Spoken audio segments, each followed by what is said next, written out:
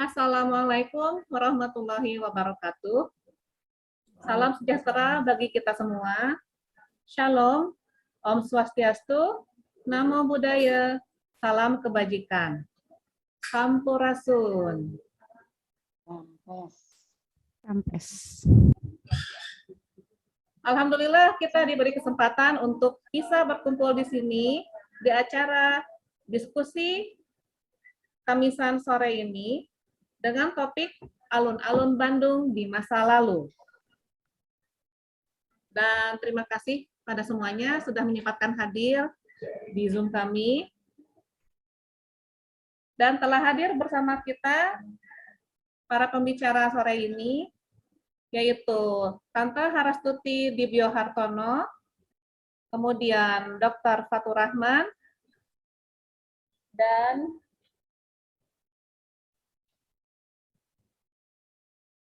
Mas Hendy Faizal.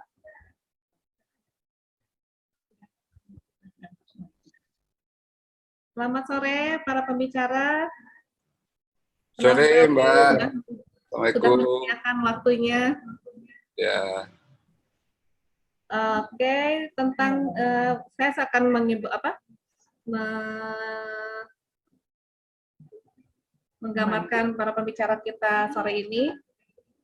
Tante Harastuti Dibyo Hartono, atau saya kalau biasanya memanggil Tante Tuti. Halo Tante, sehat? Nih, sehat. Semoga sehat terus ya Tante ya. Terima kasih Tante sudah datang. Ya, amin. Ya, sama-sama. Tante Tuti ini adalah dosen arsitek di Unpar dan seorang peminat cagar budaya, dan pastinya banyak sekali pengalamannya yang bisa di-share kepada kita sekarang ini. Kemudian pembicara berikutnya adalah Dr. Fatur Rahman. Dr. Fatur ini adalah teman saya juga di SMP dan SMA. Hatur nuhun, Fatur sudah datang ke sini. Alhamdulillah, terima kasih sudah diberi Sehat terus, Amin. Sama-sama kita semua sehat-sehat ya. Amin. Dan ya, semangat. Bukannya Fatur ini sebagai dokter spesialis bedah ortopedik ya Om ya? Ya, betul. Dr. Fatur juga sempat-sempatnya menjalankan hobinya sebagai pemusik dengan alatnya adalah drummer. Drum. Masih ya? Masih. Dan juga seorang peminat sejarah. Terus ya. apalagi ya? Karena hobinya banyak banget Om Fatur. Makasih. Ya? Makasih ya. Oke, dan pembicara ketiga yaitu Mas Hendy Faizal, atau biasa dipanggil Mas Egon ya? Semohon Teh Nita, semohon, betul. Kang Egon aja. Sudah hadir di sini.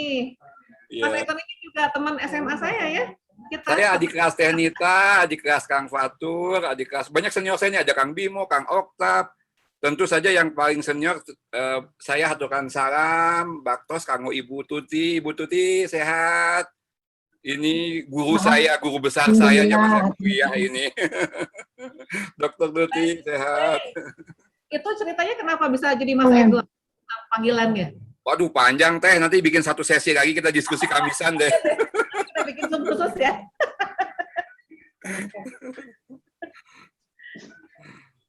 Mas Egon ini adalah arsitek dan juga ngajar ya? Saya dulu ngajar dengan Ibu Tuti, saya tandem dengan Ibu ya Bu ya dulu Bu. Sekarang sih lebih banyak di profesional aja Teh, di profesional sambil sesekali ngamen kayak ginian lah gitu. Oke.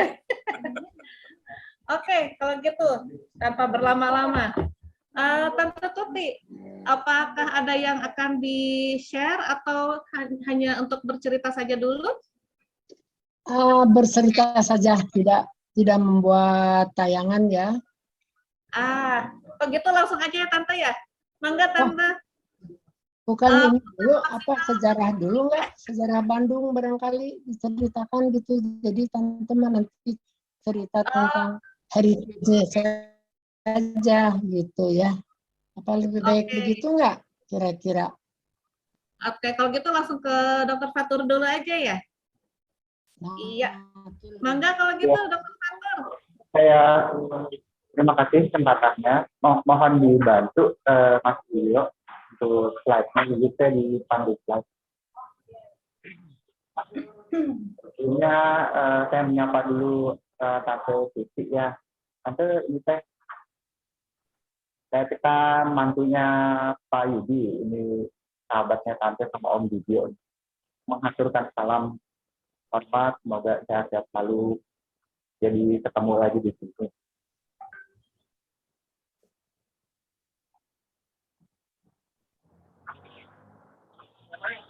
Sudah terlihatkah share-nya? Ya, ada. Baik. Lagi dikit ya. Baik, suara saya cukup terdengar ya? Ya, cukup. Baik, terima kasih sebelumnya kepada Mawar Center yang telah menggagas acara ini, acara harta dari vaksin. Selanjutnya, atas nama Mawar Center juga, izinkan saya mengucapkan terima kasih kepada beberapa pihak ya yang saat ini membantu ya fasilitasi, yaitu dari grup Napaktilas Bandung Tempo dulu, juga Bandung Tempo dulu, lalu bangunan kolonial Kota Kita Indonesia, dan juga grup alumni SMA Negeri 3 Bandung, dan tentu pihak lain yang membantu dan menguasai kegiatan ini. Semoga kita di sini bisa berbagi banyak hal, pengalaman, wawasan, pengetahuan, ya, dan menambah kenalan dalam rangka kita sama-sama mencintai kota Bandung ini. Nah, boleh slide selanjutnya ya. Terima kasih. Diklik aja. Ini mewakili Mawas Center. Jadi pada dasarnya kita ingin untuk membangun kesadaran kolektif sebagai bagian dari masyarakat kita yang majemuk. Kemajemukan ini tidak serta-merta terjadi ya, dari waktu-waktu yang lalu pun kita sudah majemuk. Kemudian ikut serta membangun nalar, tradisi ilmiah, dan keadilan sosial. Nah, hal-hal seperti ini yang kita coba gagas dan implementasikan gitu.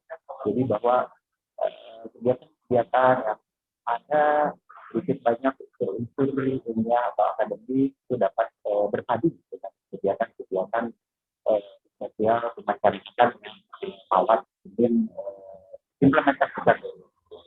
Ya.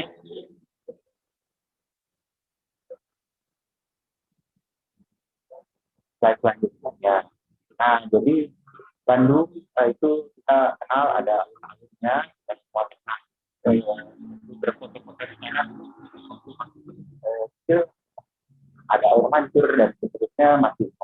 Dan bangunan-bangunan yang tersedia di sekitarnya. Pada foto ini kita bisa lihat, jadi dari 4 sisinya itu ada bagian utara, ya, ada bangunan-bangunan di situ bangunan-bangunan peninggalan dari bidang ekonomi dan perdagangan dari masa Belanda ya, ada Komto, ada yang akhirnya jadi cikal bakal Jiwasraya, dan di selatan ada bangunan yaitu bangunan residen saat itu ya Kabupaten Bandung, Bandung.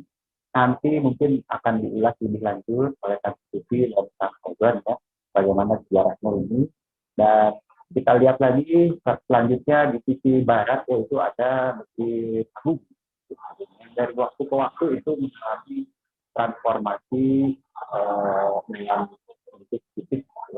Dan yang tidak kalah menariknya di sisi timur itu ada lebih ke arah mungkin sosial kemasyarakatan, hiburan gitu ya, entertaining. Pada masa itu ada elita restoran dan elita bioskop yang kita hadir sampai hari ini menjadi bahasa Indonesia bioskop.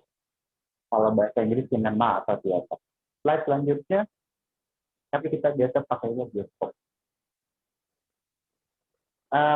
Nah ini layang pandang saja, ini hanya foto-foto yang 2 tahun terakhir ini ternyata foto-foto ini banyak tersebar di berbagai sumber di media sosial dan juga tentu dari sumber-sumber aslinya yang mudah kita peroleh, dan ini sangat membantu kita untuk lebih banyak mengeksplorasi gitu, apa yang pernah ada pada masa itu.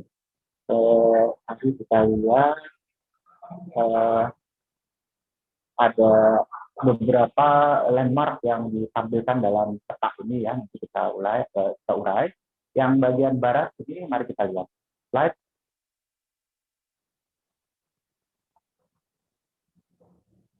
Ya, kita kembali ke masa nanti sangat menjelaskan ya, tapi pada abad ke-18, 1900, maaf, abad ke-17, 1800 sampai 1900 itu Bandung itu baru cikal bakal ya, dikenal sebagai Mesorai Bandung. Jadi ada 8 bangunan baru yang ada di sana. Salah satunya masjid yang ada di sisi barat dari alun-alun. Mari kita lihat slide selanjutnya.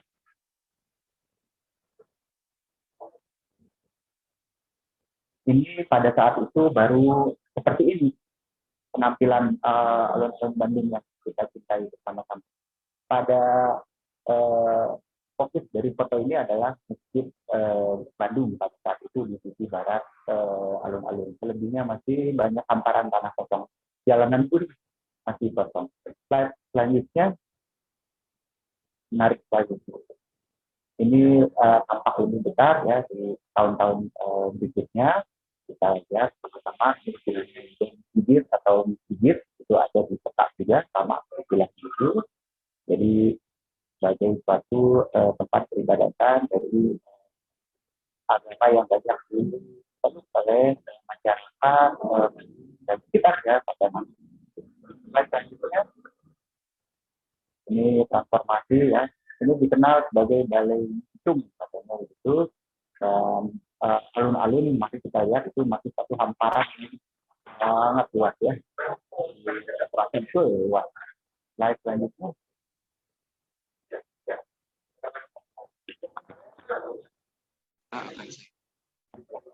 Slide selanjutnya mudah-mudahan lebih jelas ya. Ini tampak lebih dekat dari Masjid Agung Bandung pada saat itu atau masjid ya, dengan bangunan menjadi sarana transportasi utama pada abad 19 itu.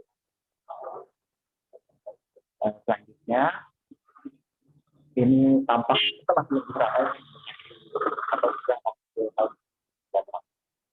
tahun 1900 ini menjadi suatu peralihan ya. Tadi 1800 juga peralihan dari VOC ke pemerintahan Belanda, dan 1900 saat pemerintahan Belanda waktu itu memberlakukan yang kita kenal sebagai politik ya. Jadi banyak perubahan terjadi pada kurun waktu 1900 sampai 1940 waktu ya.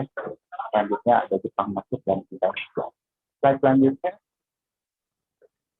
masih sisi barat ini, jadi lebih ke utara dari Masjid Agung itu dulu sebelum menjadi Suarta itu bangunan Toko ini ada namanya Toko Tokyo, berjualan pakaian dan kelihatannya saat itu entah lebaran atau ada perayaan ulang tahun satu, saya saksinya mungkin ada di antara hadir kita informasi-informasi yang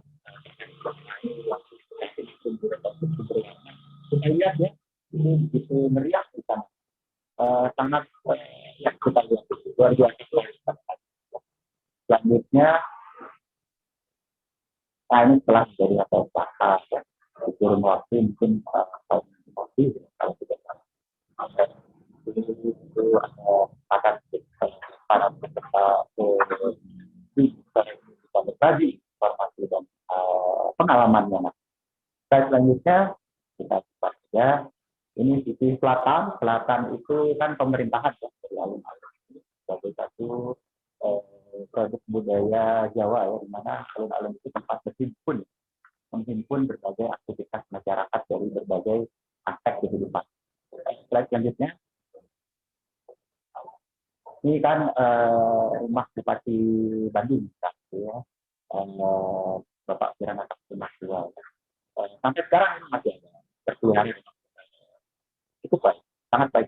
Ya, selanjutnya ini agak mundur jadi zoom out sih, ada menarik ya. Pohon ini tentu sudah tidak ada. Ini ada sejarahnya juga, ditanam saat satu lahir dan belakangan itu tumbang ya, tidak jauh dari berakhirnya nanti dunia berdunia di Indonesia juga ada sedikit unsur-unsur seperti itu pada saat itu. Tentu sangat menarik. Selanjutnya selatan itu kalau kita lihat dari arah utara ini bisa seperti ini dari persimpangan Banjar ya. Ini menarik ya. Jadi ada semacam reklame ya, Orion Bioskop yang menampilkan satu jadwal pertunjukan. Jadi kalau dulu kan cari tahu jadwal pertunjukan apa saja. Slide selanjutnya yang menarik. Maksudnya sekarang kita ke timur ya. Timur ini lebih banyak kalau istilah sekarang ke entertain, hiburan. Mari kita lihat ya. Nah,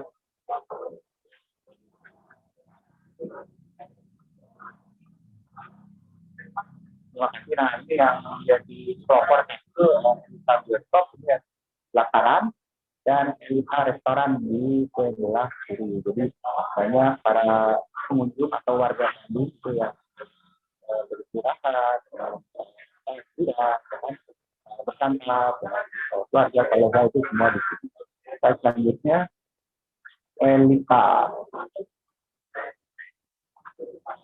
Nah, ya foto-foto itu tuh banyak didapatkan di berbagai sumber dalam waktu 2 tahun ini. Banyak bisa kita dapat slide ya. Makasih. Ini kan yang menjadi legendnya Elita itu pembuatan film pertama di Indonesia tentang Hindia Belanda, Jawa Film Company dengan judul luar biasa ya, itu Pasaru. Ini ada ininya flyer pada saat itu. Selanjutnya sangat menarik. Film gitu tentunya ya, film yang belum ada. Slide selanjutnya sedikit lagi. Sangat menarik. Jadi ada satu tempat di Bandung ya, ini bukan promosi nih, bukan promosi, tapi ini tempat dikelola oleh cucunya mengelola Elita Restoran pada masa itu ya. Salah satu menunya masih dipertahankan yang ada di foto ini ya. Ini namanya Christian Pan LC di Jalan Sultan Bandung. Ya, tempatan. Ini bukan promosi sekalian. Ingin bernostalgia, ini bisa dicoba. Slide selanjutnya. Jadi lapar. Itu bukan bulan puasa ya, saya buka ya. Slide selanjutnya. Transformasi terjadi di tahun-tahun juga ya. Elita berubah menjadi bangunan menjadi lebih besar dan di sebelahnya pihak pertokohan seperti karya. Akhirnya kita tahu saat saya Kang Bimo dan SMP itu kita tempat ini namanya Palaguna Nusantara. Jadi memang ini pusat perdagangan hiburan. Di ujung sebelah kanannya itu sebetulnya terlihat kecil. Ada bioskop juga di peta juga, tapi saya tidak tampilkan. Yaitu bioskop Oriental. Dan di ujung lebih selatannya itu ada bioskop jadi dia Radio City. Pasti ada bangunan, tapi tidak teroperasionalkan. Dan kurang terpelihara atau bahkan tidak terpelihara. Di ujungnya sana ada mie ya, dan bakso yang terkenal. Ya, slide makanan dulu. Bandung kan ini retro atau foto berwarna. Suasana diambil dari alun-alun. Mari kita lihat seperti itu pada masa itu seperti ini.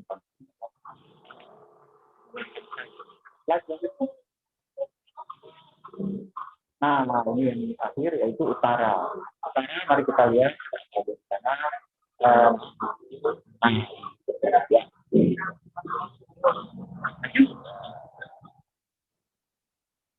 Nah, inilah bangunan di sebelah Masjid Agung, bangunan toko apa tadi Tokyo ya yang dari jadi swasta. Di utaranya Komto yang jadi mandiri, sebelahnya NILLS agak susah nyebutinnya. Tapi yang pasti itu perusahaan asuransi jiwa yang satu menjadi mandiri dan jiwa. Di ujungnya itu belum ada kantor pos besar, tapi sudah kantor pos dan bersatu dengan namanya rumah sakit di rumah sakit pertama di Bandung di sana. Itu seperti itu. Teknika, maaf suara saya cukup jelas ya teknika. Terputus-putus Kang Fatur. Suaranya tidak jelas. Ya. Oh, gimana baiknya? Saya coba Pindah ruangan, enggak bicaranya lebih dekat. Kalau begini lebih jelas? Coba Ya, ulangi. mudah-mudahan jelas ya. Makasih, saya lanjutkan. Nah, ini sisi utara juga dari jalan di depan Masjid Agung ya, kira-kira seperti ini banyak delman, bukan pedati, delman pada saat itu ya, memang diciptakan oleh Tuan Delman namanya, ini namanya delman. Itu ada Eskomto kelihatan di sana, lalu tadi NILLM. Selanjutnya, terima kasih ya. Terima kasih ya. Selanjutnya ya lebih jelas. Slide selanjutnya, ini sangat menyenangkan ya, sangat menarik. Itu, yuk slide selanjutnya sedikit lagi. Ini supaya, nah ini yang kantor pos dan rumah sakit pertama di Bandung pada saat itu. Terima kasih. Bangunan ini akhirnya berubah ya menjadi kantor pos besar ya. Ini sebelum 1927 kalau tidak salah. Nanti mohon dikoreksi. Slide selanjutnya. Selanjutnya adalah setelah terjadi transformasi ya, ada pembangunan gedung pos besar dan ini difoto kembali dari alun-alun. Ya, kita lihat ya. Ini kalau saya suka membayangkan begini, kalau saat itu Bandung jangan dibayangkan seperti sekarang, itu pasti siang hari pun dingin, sejuk gitu ya, tidak polusi, tidak bising. Jadi bisa dibayangkan seperti apa saat itu Bandung itu menjadi daya tarik bagi para pengunjung ya. Slide selanjutnya, sampai sekarang pun masih, tapi ya tidak sedingin dulu. Slide selanjutnya. Ini sisi utara alun-alun ya, sudah lebih rapi, pusat kegiatan, banyak kendaraan yang ada pada saat itu. Ini pasti kurun waktu 1930-an ini. Slide selanjutnya. Ada juga ya kegiatan sepak bola. Ini nanti mungkin ada yang bisa membantu. Ini namanya BIPB, Bandung Inland Football Board, perhimpunan sepak bola Bandung dari warga asli Bandung. Slide selanjutnya 1923 ya, sementara Persib 1933. Jadi ini fotonya di alun-alun waktu itu tampilnya ya. Jadi alun-alun juga tempat pertandingan bola. Lihat di belakang itu ada gawang gitu. Slide ya. Nah ini pertandingan ya, dihadiri atau disaksikan oleh banyak penonton pada saat itu. Ini yang bikin saya kagum. Ini nggak pakai batas, nggak pakai apa, tapi kelihatannya kok bisa lurus gitu ya, tertib semuanya. Nah itulah keseimbangan yang ada pada saat itu ya. Masyarakat sedemikian rupa bisa menjalani kehidupan dari berbagai aspek itu dengan sangat baik. Jadi foto-foto ini tuh berbicara, itu menggambarkan kondisi keseimbangan masyarakat pada saat itu. Ini foto sisi ke lebih selatan sedikit ya. Jadi inilah alun-alun pada saat itu. Dan masjid itu ada di sana di sisi barat. Ya. Jadi ini memang percampuran lah, semua kegiatan ada di sini. Sedikit lagi sebagai pengantar, terima kasih. Ini mudah-mudahan lebih jelas suaranya. Slide-nya juga jelas. Ya. Slide selanjutnya. Jadi sebagai penjaga ketertiban tentu ada ya polisi dan lain-lain, ada pengadilan dan adalah ini Lanfangenis. Ini sangat terkenal ya, penjara negara. Di sisi utaranya lagi di Banjai. Slide. Jadi ini sebagai suatu peringatan ya, kalau ada kondisi-kondisi yang keluar dari aturan dan lain-lain, ya apa boleh buat ya, harus beri sanksi ya. Slide, yuk, maaf ini mundur, slide lagi. Ini kawasannya di sini kita tahu ya, ini dari Cikapundung, dekat pasar Cikapundung ke arah barat, itu disitulah kawasan yang sekarang menjadi pertokoan. Nah, slide selanjutnya, pertokoan Banjai. Nah, ini dari sisi lebih ke arah utara, ini dulu bangunan Telang, dan sebelah kirinya ini adalah tadi penjara Banjai, Lan Wangenis. Slide selanjutnya. Nah, ini. Aduh, sayang sekali. Baru tadi saya dapat foto dari sisi sebelah utaranya ya. Tapi ini cukup lah. Mungkin sebagian dari kita, saya sendiri masih sempat mengalami ini, fase ini. Di sini ada Bung Karno waktu itu ditahan dan menyampaikan pledoi di Pengadilan Landrat dengan judul Indonesia Menggugat, sehingga gedung di Jalan Perintis itu, Landrat itu diberi nama Gedung Indonesia Menggugat. Jadi itulah yang terjadi ya. Jadi banyak sejarah yang ada di Indonesia dalam perjuangan dan seluruh aspek-aspek sosiokultural dan lain-lain ya. Selanjutnya, ini sebetulnya di tahun-tahun 50-60 ya, ini masih cukup bagus sebetulnya ini penataannya. Nanti mungkin Tante Tuti sama Kang Egon bisa memberi ulasan ya. Masih andai kata lah ini dipelihara baik-baik untuk masih akan seperti ini, tapi kan kita tidak bisa melawan arus perubahan ya. Itu yang terjadi. Slide, ini slide penutup kalau saya tidak salah. Jadi istilahnya mau dibawa kemana kita, ke depan mau melangkah seperti apa, dengan sejarah yang ada, kita bisa belajar dari berbagai pengalaman sejarah yang ada.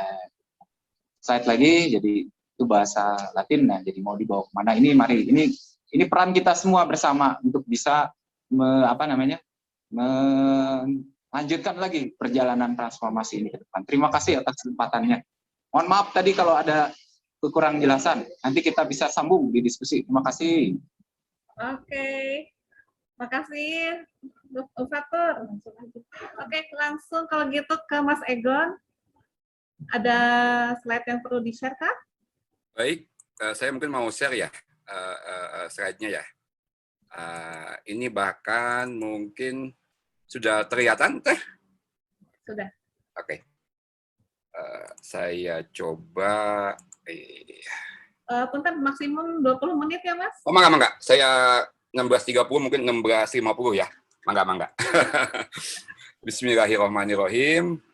Assalamualaikum warahmatullahi wabarakatuh. Salam sejahtera. Om Swastiastu, Namo Buddhaya. Salam. Wilujeng Sampurasun. Wilujeng Sonten Kasadayana.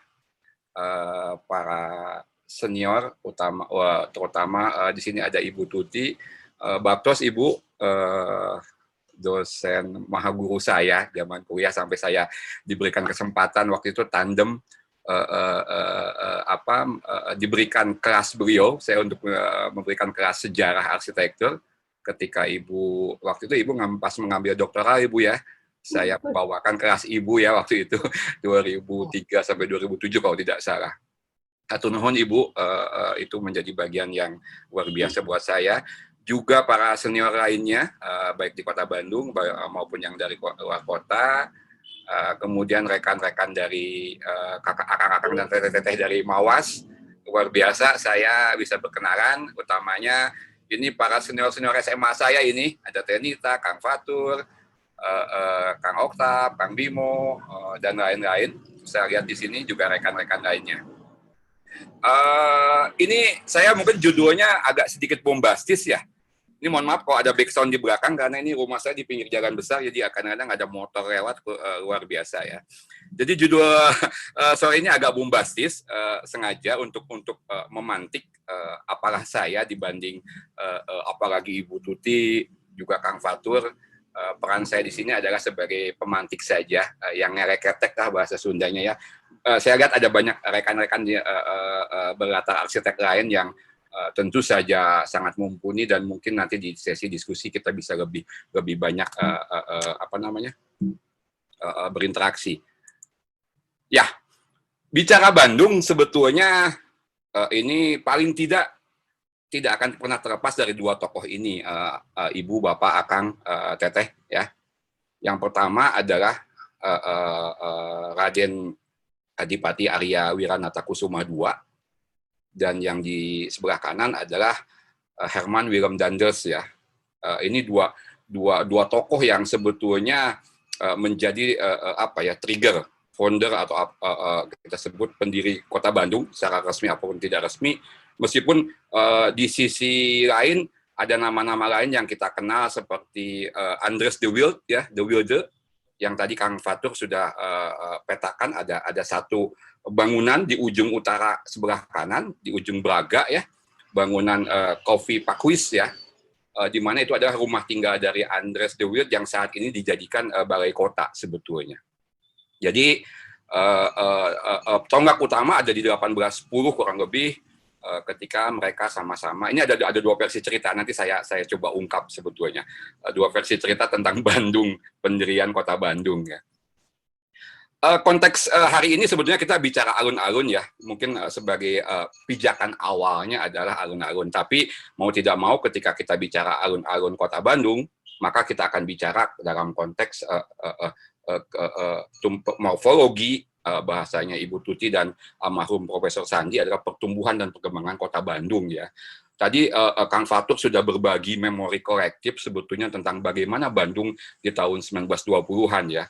Artinya ini sebagai penanda peradaban yang sudah sangat jelas bagaimana kehidupan atau sosialitas tahun itu.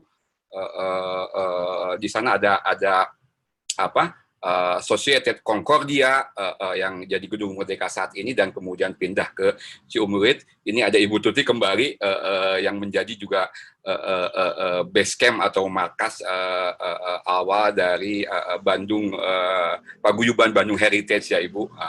Kemudian juga tentu saja menjadi penandaan peradaban kebudayaan kota dalam konteks pusat kosmologis dan struktur kota ya.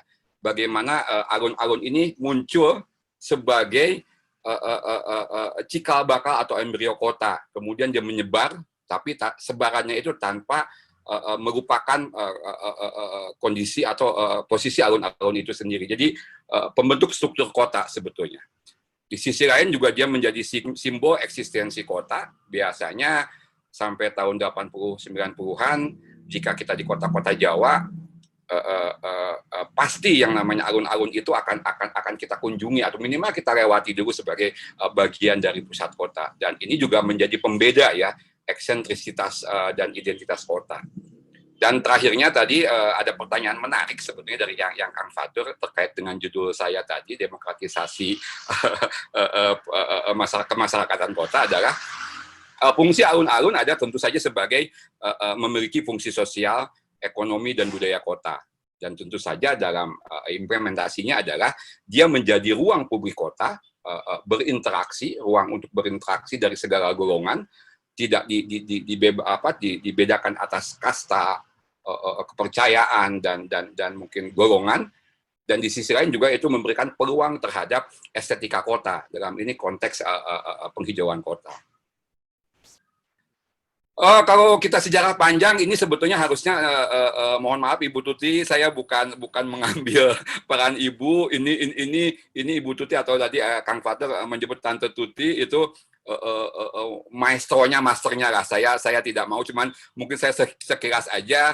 Jika kita bicara alun-alun, tentu saja kita tidak bisa lepas dari sejarah peradaban dunia itu sendiri ya, di mana alun-alun adalah sebuah fungsi yang memang pada dasarnya menjadi cikal bakal atau trigger dari peradaban itu sendiri. Kita lihat di Yunani itu terutama di Athena ya, itu ada agora ya, sehingga saya kalau dari Pak Yuswadi Salya pernah bilang ada perbedaan signifikan antara Sparta dengan Athena katanya. Sparta itu lebih ke fisikal, kalau di Athena itu lebih ke thinking ya, lebih ke wise wisdom segala macam, karena memang di Athena itu banyak agora-agora tempat berinteraksi antar manusia gitu kan, entah itu berdagang, berdiskusi dan lain-lain sebagainya. Homer pernah mencatat bahwa agora sedemikian hidupnya sehingga kota itu dicirikan dengan agoranya ya, terutama kota-kota polis-polis yang seperti Athena dan polis-polis lainnya. Pun itu di mana Roma, kita mengenal adanya forum ya, sebelah kiri bawah itu kita punya ada forum, itu tidak lebih juga sama fungsi dengan Agora. Dan pada masa kita tarik ke ranah kita di Nusantara, sebetulnya ada konsep-konsep yang sama, bahkan mirip, bahkan lebih tegas, artinya lebih kuat dalam kosmologis, yaitu dimulai di masa Majapahit hingga Mataraman yang kita sebut dengan alun-alun sekarang ya. Bagaimana kuatnya kita lihat nanti, mungkin saya lanjutkan lagi. Nah, kita bicara tentang Bandung sekarang. Ini ada uga ya, ada cerita, mungkin Bapak Ibu, akang-akang dan teteh semua sudah sering mendengar ini, bahwasannya pada Bandung prahistoris sebetulnya Bandung itu adalah cekungan Bandung yang saat ini ada itu adalah merupakan bagian dari krater ya, kawah besar dari gunung besar yang bernama Gunung Sunda ya. Ini dari Cupu Manik dan silsilah yang lain. Dan pada satu masa gunung itu meletus dan menciptakan cekungan besar. Kawahnya tentu saja ada di Tangkuban Perahu salah satunya, dan terciptalah danau ya, danau besar di Danau Purba Bandung seperti yang di foto sebelah kanan atas. Itu cakupan dari Cicalengka di sebelah timur sampai ke Padalarang atau Saguling saat ini ya, Raja Mandala.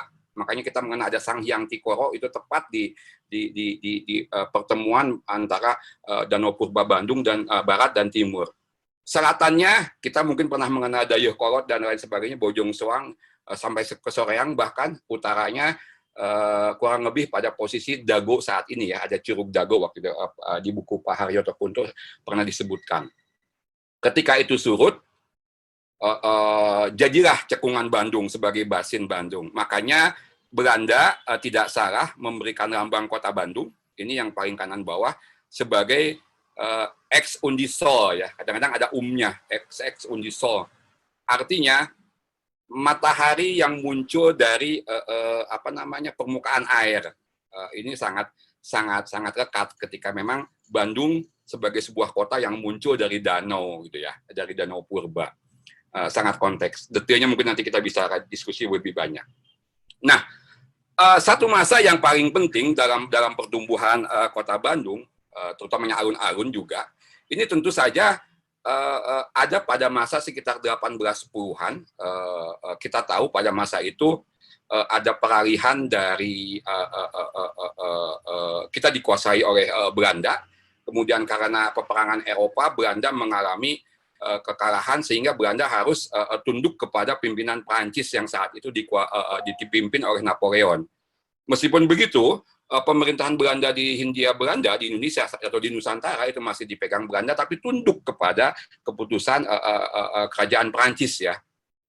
Saat itu kita tahu Prancis itu dengan Inggris memang kalau bahasa Sunda itu musuh gerot ya, musuh bubuyutan gitu. Memiliki rasa ketakutan ketika memang tanah Jawa ini dan sebagian Nusantara itu akan dikuasai oleh Inggris.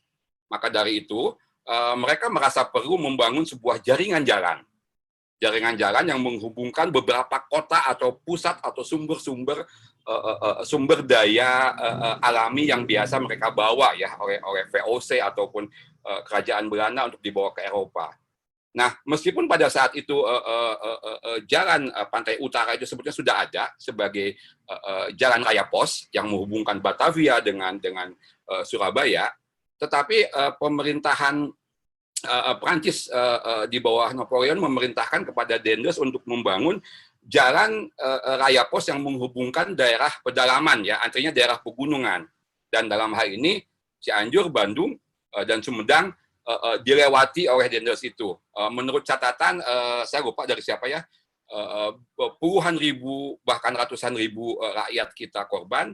Bahkan untuk di Megabendung, setelah naik dari Bogor naik ke atas ke puncak Megamendung, sebelum puncak itu sekitar 500 jiwa pernah meninggal dalam 1 minggu gitu ya, dalam membangun jalan raya pos ini. Nah, ada satu cerita lain ketika Dendels lewat di Cikapundung sekarang, atau tepatnya di sekitar alun-alun atau di Cikapundung, Dendels pernah bilang, kunjungan saya nanti ke sini lagi sudah harus ada kota di sini katanya. Itu versi pertama. Tapi dari versi lain ada sebuah versi yang menyatakan bahwasannya RA Wiranata-Kusuma II yang saat itu memiliki pusat pemerintahan Kabupaten Bandung di Krapyak ya, di Dayakolot di selatan pusat kota Bandung, itu berencana memindahkan pusat pemerintahan karena di Krapyak Dayakolot pun ternyata dari awal abad ke 19 atau 1800-an itu sudah sering banjir ya. Bojong Soang, Dayakolot dan sekitarnya itu sudah banjir ternyata. Jadi tidak heran kalau saat ini Bojong Soang dan daerah Dayakolot masih mengalami banjir. Toh karena memang tadi kondisi cekungan tadi ya, cekungan Bandung. Kemudian ternyata setelah mengalami jalan-jalan lah katakanlah ke Cipaganti, ke Sukajadi, karena dianggap agak susah airnya, Pak Bupati RA Wiranata-Kusuma ini katanya tombak gitu ya atau tongkat gitu, menusukkan tongkat jadi kayak epicnya Richard pakai pedang di Inggris sana, sehingga muncullah apa yang kita kenal sekarang dengan sumur Bandung. Jadi air sebagai sumber mata air itu rupanya katanya, sehingga disitulah RA Wiranata-Kusuma menetapkan pusat ibu kota Bandung baru. Kemudian setahun kemudian di 1811 setelah ditetapkan juga oleh Dendels di 1810 sebagai lewat Beswit bahwa Bandung sebagai ibu kota Kabupaten Bandung, RA Wiranata-Kusuma ini membangun pendopo ya selesai sekitar 1811. Dan kemudian itu masih sederhana lewat ijuk segala macam, dan kemudian dibuat lebih modern pada 1850 oleh RA Wiranata-Kusuma IV kurang lebih. Nah ini yang menarik lagi, jika kita tadi jalan-jalan kemana ke Eropa, ke Athena, ke Yunani, ke Roma atau bahkan Paris atau London, yang namanya Plaza Prats itu kalau kita perhatikan mereka tidak memiliki aksis yang tetap. Biasanya memang selalu ada katedral atau gereja, istana dan lain sebagainya. Tapi mereka orientasinya bisa utara selatan, bisa barat timur, bahkan kita lihat istana Versailles bahkan barat timur ya, itu sama dengan di Washington misalkan. Kemudian yang di London pun Buckingham nggak jelas gitu kemana arahnya. Bahkan di Amsterdam pun sama juga gitu ya. Posisi istana dengan dedamnya itu tidak begitu ada patokan untuk orientasi. Tapi ketika kita lihat, terutama kota-kota di Jawa, kota-kota lama, itu memiliki singularitas yang sama ya. Artinya orientasi yang sama. Di sini kita melihat ada kosmologi, konsep-konsep kosmologi dan alun-alun ditetapkan. Banyak yang bilang ini adalah sebagai warisan dari Majapahit dan Mataraman ya. Jika di Bandung kita lihat ini aksis Tangkuban Perahu sangat jelas, Akang Teteh Bapak Ibu ya. Kalau saya zoom lagi di foto paling kanan sangat jelas, di mana tadi Kang Fatur sudah jelaskan, di sisi selatan sebagai pusat pemerintahan, di barat kita ada masjid atau pusat ibadah, di utara itu sebagai kelembagaan, salah satunya penjara, pengadilan, dan lain sebagainya. Di sisi timur kita melihat itu ada pusat perekonomian. Kita lacak, Bandung, Cianjur, ini yang sepengetahuan saya, Bandung, Cianjur, Sukabumi, tempat saya tinggal sekarang, kemudian juga Sumedang, bahkan Jogja sebagai mungkin salah satu cikal bakal pewaris dari Mataraman ini, dan Surakarta atau Solo memiliki yang sama.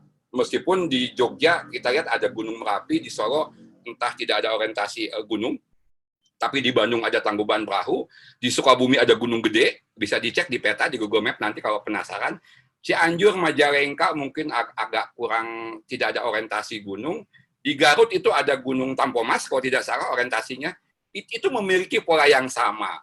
Artinya di sini ada konsep Macapat tadi ya, bahwasannya ada simbol-simbol yang menyatakan ada hierarki kosmologi yang sebagai implementasi atau asosiasi atau analogi dari simbol hierarki kekuasaan. Bahwasanya pendopo, keraton itu adalah wilayah raja saat itu. Kemudian alun-alun adalah wilayah tengah di mana ketika raja dan rakyat ketemu. Ini sebetulnya masih masih agak sedikit feodal ya konsepnya, konsep alun-alun di awal ini. Dan mulai luruh ketika tadi Kang Fatur di awal abad ke-20-an ketika alun-alun itu sudah mulai difungsikan sebagai lebih demokratis lah ya dibanding dulu. Karena dulu tuh yang namanya hukuman, digantung, dipenggal dan lain sebagainya itu di alun-alun, termasuk juga raja titah itu di alun-alun dan lain sebagainya. Ini mungkin bagian dari tadi saya percepat aja bagaimana tautan antara alam dengan struktur yang lebih tinggi, supreme being ataupun manusia di tengah itu menjadi sebuah relasi dalam konteks dan diejawantahkan lewat fungsi alun-alun tadi. Ini juga sama, utara, gunung, selatan. Ini yang tadi saya sebutkan dan Kang Fatur juga udah presentasikan. Ada Balai Agung, pendopo, fungsi sosial masjid dan lain sebagainya. Ya, dari awal 1810 sebetulnya setelah politik kultur still tanam paksa, kan sebetulnya banyak warga-warga Eropa terutama Belanda itu bermukim ya di Bandung dengan iklim yang cocok. Kita mengenal Jung Hoon, kita mengenal Boscha gitu ya sebagai tuan-tuan tanah atau planters yang menyebabkan sebetulnya struktur kota itu menjadi hidup.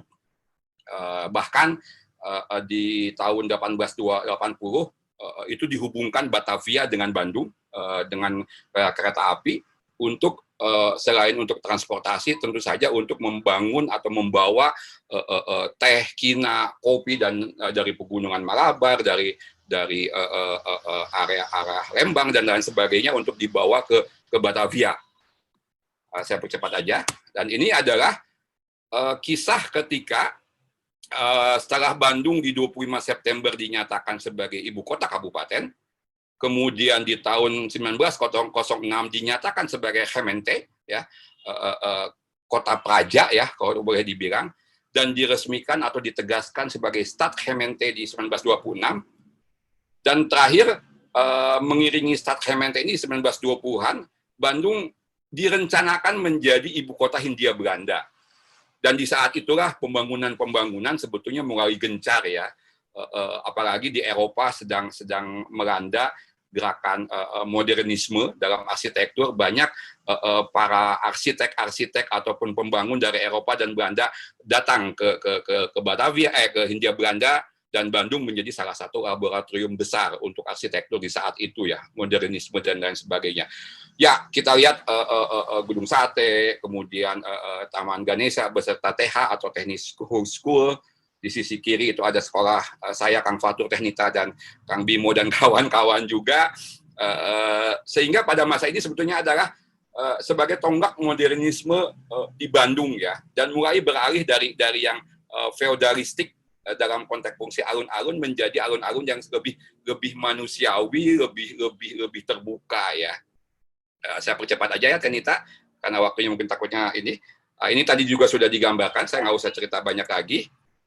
Dan ini adalah mungkin tadi sebagai penutup, saya mundur sedikit, bagaimana transformasi alun-alun tadi yang saya bilang ketika fungsinya sangat sakral ya, sangat sakral, dan fungsi alun-alun itu menjadi medium antara sakral, ruang sakral pemerintahan kekuasaan dengan ruang profan kemasyarakatan.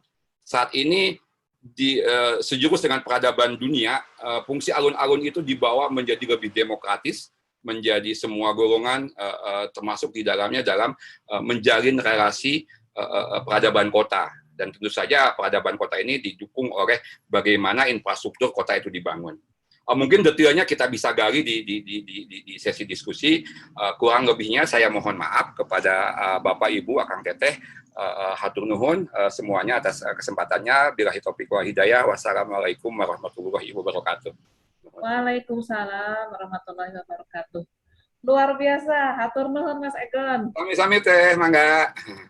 Kita ini jadi berasa kembali ke masa lalu ya, lihat Mas Egon dan Dr. Fatur tadi. Siap teh, siap. Mangga dirajeng. Oke, Tante Tuti. Halo Tante Tuti. Ya, Dit.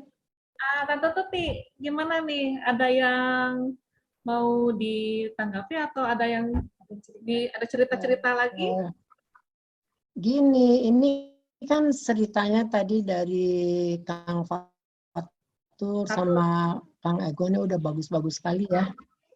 Iya, udah bagus-bagus sekali gitu. Jadi apa namanya sudah apa namanya sudah bisa kita bayangkan lah Bandung zaman dulu atau sejarah Bandung zaman dulu. Mungkin maksudnya apa sih tanggapan atau apa ini? Atau Tante Tuti ada yang mau diceritakan tentang Ya. alun-alun zaman dulu? Oke, gini ya jadinya ya. Saya ucapkan dulu selamat sore kepada semuanya.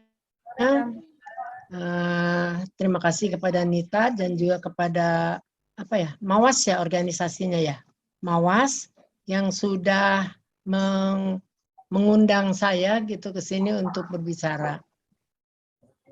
Masalah yang akan saya angkat sebetulnya adalah masalah heritage-nya, cagar budayanya ya. Jadi tadi sudah diceritakan tentang sejarahnya yang begitu bagus-bagus, diceritakan oleh Kang Fatur juga oleh Kang Egon begitu ya. Ini sangat menarik dan barangkali bisa tadi seperti mengembalikan kita ke masa yang lalu begitu. Nah, masa yang lalu itu bagaimana caranya kita akan mempertahankan begitu yang bagus-bagusnya. Dan tentu saja tidak semua masa lalu harus dipertahankan, tapi yang masih bisa kita pertahankan, itu kita pertahankan. Begitu, itu yang ingin saya bahas sekarang, ingin saya kemukakan sekarang, begitu Nat ya, dan juga pendengar semuanya. Jadi, kalau sejarah itu sudah lengkap barangkali ya tadi ya, lengkap lah. Yang mungkin perlu saya boleh pinjam fotonya nggak, Kak Agon? Yang alun-alun tadi yang ada yang main sepak bolanya? Foto yang main sepak bola, nah yang kompak tuh. Yang Kang Fatur mungkin Ibu, yang tadi yang apa namanya? Punya Kang Fatur ya, boleh. Ya, yang resolusinya bagus tadi, betul. Ya boleh. Pokoknya biar ada yang dilihat lah. Berarti yang sisi barat tadi, barat. Ya boleh yang mana aja, pokoknya itu kan bagus-bagus tuh. Naik lagi, ada yang lebih bagus. Yang lagi mainnya Kang Satrio, ada yang lagi main tadi ya? Nah, ini ya naik tuh. Yang besarnya ada nggak di Kang Fatur? Yang bawahnya Kang, yang bawahnya tuh Kang, yang ketiga tuh. Nah itu. Keren ya. Nah iya. Nah,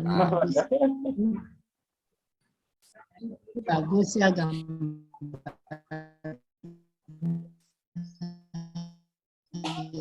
Jadi kalau jam merupakan halamannya kabupaten gitu ya. Kabupaten sekarang sih pendopo ya. Jadi itu saya baca dari disertasinya Profesor Sandi almarhum. Jadi itu merupakan bagian dari halamannya kabupaten gitu. Tapi seiring dengan waktu tentu ada perkembangan gitu ya. Dan kalau tadi diceritakan tentang alun-alun di hampir seluruh kota di Jawa ini, itu biasanya alun-alunnya dikelilingi oleh 4 jalan kan begitu ya. 4 jalan. Dulu alun-alun kita juga dikelilingi oleh 4 jalan. Tapi juga dengan berkembangnya waktu dan berkembangnya kebutuhan barangkali satu jalan, satu sisi yang sebelah barat ya, itu sekarang kan sudah hilang. Jadi dari waktu ke waktu alun-alun itu secara fisik juga berubah, secara fungsi juga berubah. Kalau zaman dulu itu merupakan tempat berkumpulnya masyarakat, misalnya ya, ketika para bupati atau para pembesar pada saat itu mengumumkan sesuatu begitu kepada masyarakatnya, kemudian tadi yang ada apa namanya, yang digantung, yang di apa begitu ya di sana, dan kita masih lihat juga peninggalannya ada loncengnya itu supaya masyarakat mendengar begitu. Nah kemudian fungsinya sendiri terus berubah, barangkali tidak lengkap perubahannya. Dari tempat berkumpulnya itu kan terus menjadi tempat sosialisasi lah di situ ya. tempat bermain, tempat interaksi antar masyarakat di sana. Lalu juga dijadikan sepak bola gitu, dan pernah juga alun-alun itu karena katanya semakin sibuk, semakin ramai kota Bandung, sehingga akhirnya kekurangan tempat parkir. Jadi alun-alun yang tadinya hijau rumput itu menjadi alun-alun yang bawahnya ada tempat parkir. Jadi dasar atapnya itu, atap parkir itu menjadi dasarnya rumput alun-alun itu. Ya, sehingga barangkali tidak meresap juga ke dalam tanah ya air hujan. Kemudian dijadikan taman, kemudian dijadikan sempat saya dengar di sana tempat ada ya transaksi begitu ya antara perempuan-perempuan begitu ya di situ dengan siapa nggak tahu. Nah di situ kemudian akhirnya dijadikan sebagai masjid sekarang kan ya, jadikan sebagai halaman masjid yang barangkali fungsinya sendiri sekarang sudah tidak sebagai alun-alun lagi, karena yang saya tahu sebagian dari yang non muslim itu agak sungkan untuk datang ke sana katanya begitu ya. Jadi sudah berubah. Begitu juga bentuknya sekarang berubah kan ya alun-alun itu. Secara fisik dia juga berubah. Walaupun perubahan itu barangkali ada menguntungkannya, ada juga tidak menguntungkan begitu. Nah, saya lihat sekarang di sekitar alun-alun, karena alun-alun itu merupakan pusat kota Bandung kan ya. Kita anggap sebagai pusat lah. Di situ dimulainya perkembangan kota Bandung yang secara mula-mula secara linear gitu ya dari Asia Bandung Barat ke timur, tapi kemudian menjadi melingkar ke utara juga ada, ke selatan juga ada. Nah, pada zaman Belanda dulu kota Bandung itu kan dibagi menjadi dua kelihatannya, dua kelompok gitu ya, dua bagian besar gitu. Yang di utara yang mempunyai tanah berkontur itu kan diperuntukkan bagi orang-orang Belanda. Sedangkan orang-orang kita gitu adanya di selatan. Yang dijadikan sebagai batas itu biasanya adalah jalan kereta api. Ya, jalan kereta api yang muncul di Bandung itu tahun 1886 ya kalau tidak salah ya. 1886 begitu. Nah, di sekitar alun-alun sendiri kemudian bermunculanlah bangunan di sana ya. Termasuk tadi bioskop-bioskop yang sebagai hiburannya ya, sebagai sarana hiburannya bioskop-bioskop yang sekarang sudah hilang. Hanya tinggal satu barangkali bioskop Dian yang kondisinya juga sekarang sudah merana begitu ya. Tidak dipelihara, tidak dijadikan apa-apa, tapi kayaknya kemarin mau ada kegiatan gitu di sana ya, pameran atau apa begitu. Nah, saya pikir kalau diperhatikan oleh pemerintah, barangkali ini juga bisa menjadi peninggalan di alun-alun ya yang bagus. Selain itu di sekitar alun-alun selain masjid ya, kalau masjid kan sudah jelas. Masjid juga fisiknya sudah berubah sekarang. Tidak lagi seperti ini, seperti bangunan yang ada di foto ini begitu ya, dengan atap yang bertumpang-tumpang begitu, yang memang sebagai apa ya, sebagai adaptasi terhadap budaya dulu di Jawa kan ya, yang atap begini kemudian diadaptasikan terhadap budaya karena dulu memang supaya menarik masyarakat begitu ya tujuannya. Nah sekarang kan sudah berubah sama sekali bangunannya, tidak lagi seperti ini begitu. Kalau mau dilihat dari sisi cagar budayanya, barangkali yang dipertahankan tuh bukan wujud fisiknya, tapi spiritnya, bahwa di situ adalah tempat adanya bangunan keagamaan. Lalu di sebelah utara itu ada Bank Mandiri dekat jembatan penyeberangan itu, kemudian ada BRI, kemudian ada Jiwasraya, kemudian Bank Mandiri lagi di sudut Jalan Bancai dan Jalan Asia Afrika ya. Nah ini juga terkait barangkali dengan Sumbu tadi ya, Sumbu yang utara selatan itu. Yang kita tahu bahwa alun-alun itu juga punya sumbu gitu dari kabupaten menuju ke, jadi titik orientasi orientasinya di sini tuh dia Gunung Tangkuban Perahu begitu ya, utara selatannya. Lalu ketika seperti kita lihat misalnya ITB juga kan sumbunya kan ke Gunung Tangkuban Perahu. Kemudian Gedung Sate juga melihatnya ke Tangkuban Perahu juga begitu kalau kita lihat dari puncak Gedung Sate itu. Lalu kalau Kota Madia barangkali balai kota begitu membelakangi Gunung Tangkuban Perahu ya, atau depannya yang ke taman sini kan ke selatan begitu.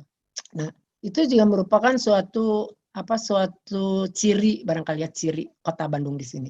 Kemudian yang mengganggu sumbu itu di alun-alun ini adalah sebetulnya Bank BRI, di mana BRI itu sekarang tinggi sekali, kalau tidak salah 10 lantai begitu ya, yang agak mengganggu sumbunya gitu. Hanya kebetulan saja bahwa BRI itu tidak kena persis di sumbu begitu ya, kalau kita lihat dari poros tadi ya, masih ada jarak sedikit dari sumbunya. Hanya dari sisi cagar budaya barangkali BRI ini tidak bisa dilarang karena undang-undangnya waktu itu belum ada, sehingga pembangunan di alun-alun itu juga dibiarkan saja, dibiarkan saja mau yang mau membangun begitu di sana. Nah, sedangkan Bank Mandiri yang di dekat jembatan penyeberangan itu sekarang sudah menjadi bagus ya, sudah menjadi bagus, diperbaharui, tidak menghilangkan ciri-ciri bangunannya. Itu merupakan bangunan cagar budaya juga. Di jajaran itu sebetulnya semuanya cagar budaya kecuali BRI ya, sampai ke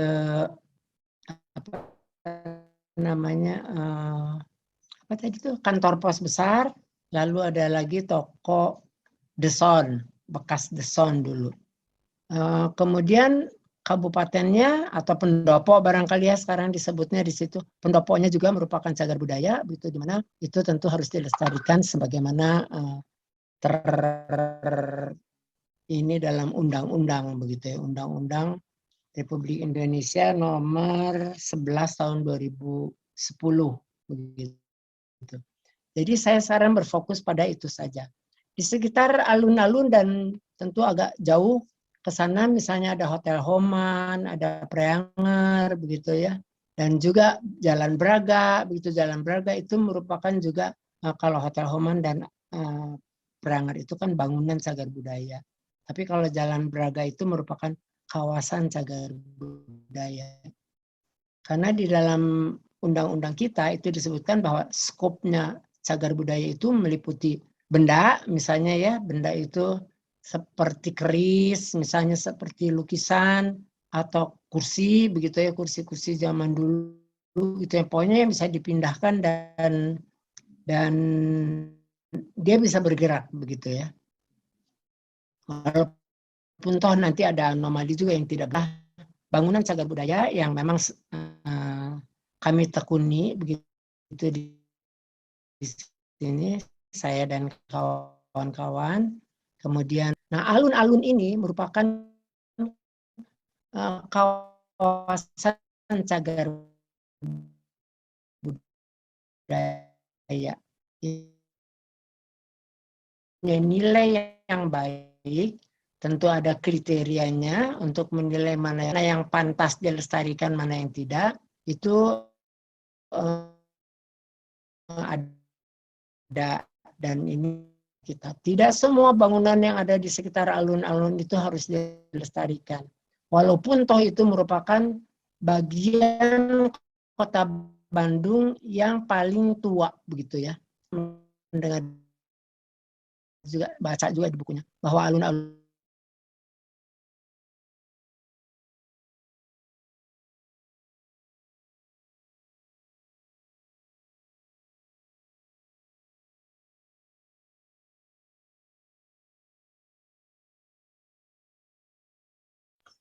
Halo, Tante Tuti. Sepertinya. Oh, semut. Tante Tuti, Di-unmute lagi.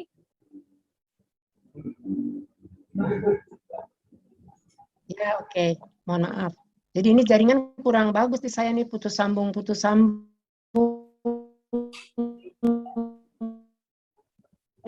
Yuk, karena kalau ada videonya lebih berat lagi begitu.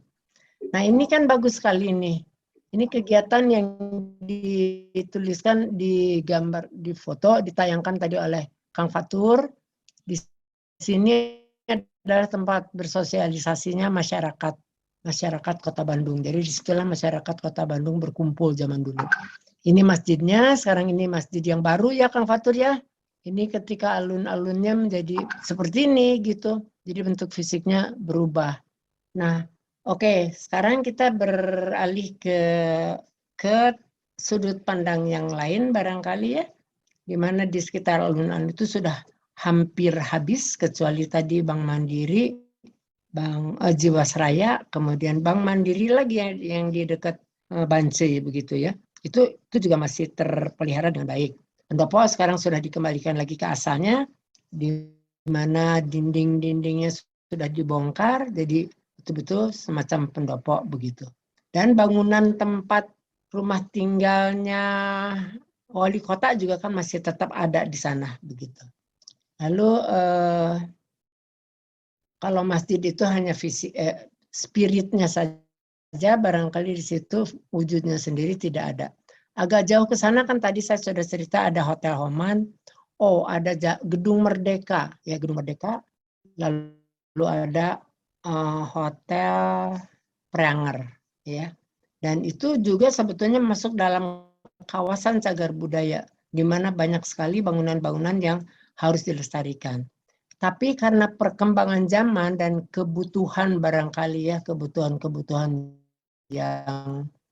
yang apa ya, yang sesaat begitu. Kemudian banyak bangunan yang diubah, fungsinya diubah juga fisiknya.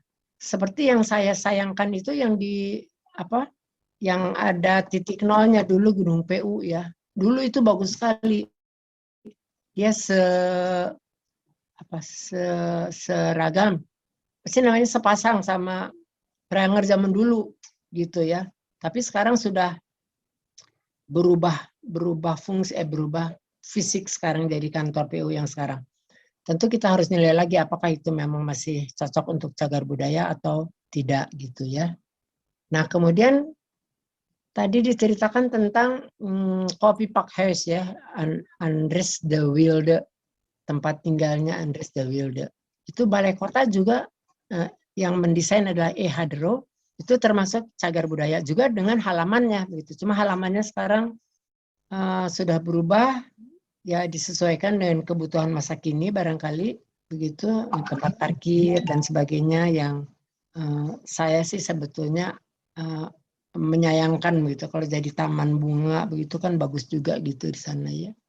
Lalu bangunan yang lain tadi sudah disebut juga, Indonesia Menggugat misalnya. Indonesia Menggugat itu juga merupakan cagar budaya, di mana disitulah Bung Karno menggugat begitu ya. Jadi Bung Karno menggugat pemerintah Belanda begitu kan di sana, sehingga akhirnya beliau dijatuhi hukuman penjara di Sukamiskin. Jadi ada tiga bangunan, 3 situs bisa menggugat, kemudian penjara Sukamiskin segitiga lah begitu, segitiga yang penting sekali dalam sejarah perpolitikan kita. Jadi sejarah ini tidak hanya sejarah arsitektur, sejarah orang penting itu barangkali pernah berkiprahlah di sana ya, seperti itu. Jadi untuk Kota Bandung sendiri, pernah saya bertemu dengan orang dari Australia kalau tidak salah ke sini, waktu itu kami dalam kelompok Bandung Heritage, ada orang Australia datang ke sini melihat Kota Bandung dulu tahun 1990-an. datang ke sini ke Kota Bandung, kemudian dia lihat katanya, aduh ini Kota Bandung nih bagus sekali seperti laboratorium arsitek di sini begitu yang tentu punya nilai ya, nilai arsitektur, di samping barangkali ada nilai lainnya di mana kalau kita lihat Kota Bandung itu kan dulu bagus begitu ya. Kata kembang, banyak kembangnya katanya begitu, kata Pak Haryoto Kunto almarhum. Tapi banyak kembangnya lah begitu ya, karena udaranya juga subur dan sebagainya. Tentunya bangunan-bangunan penting yang perlu kita lestarikan.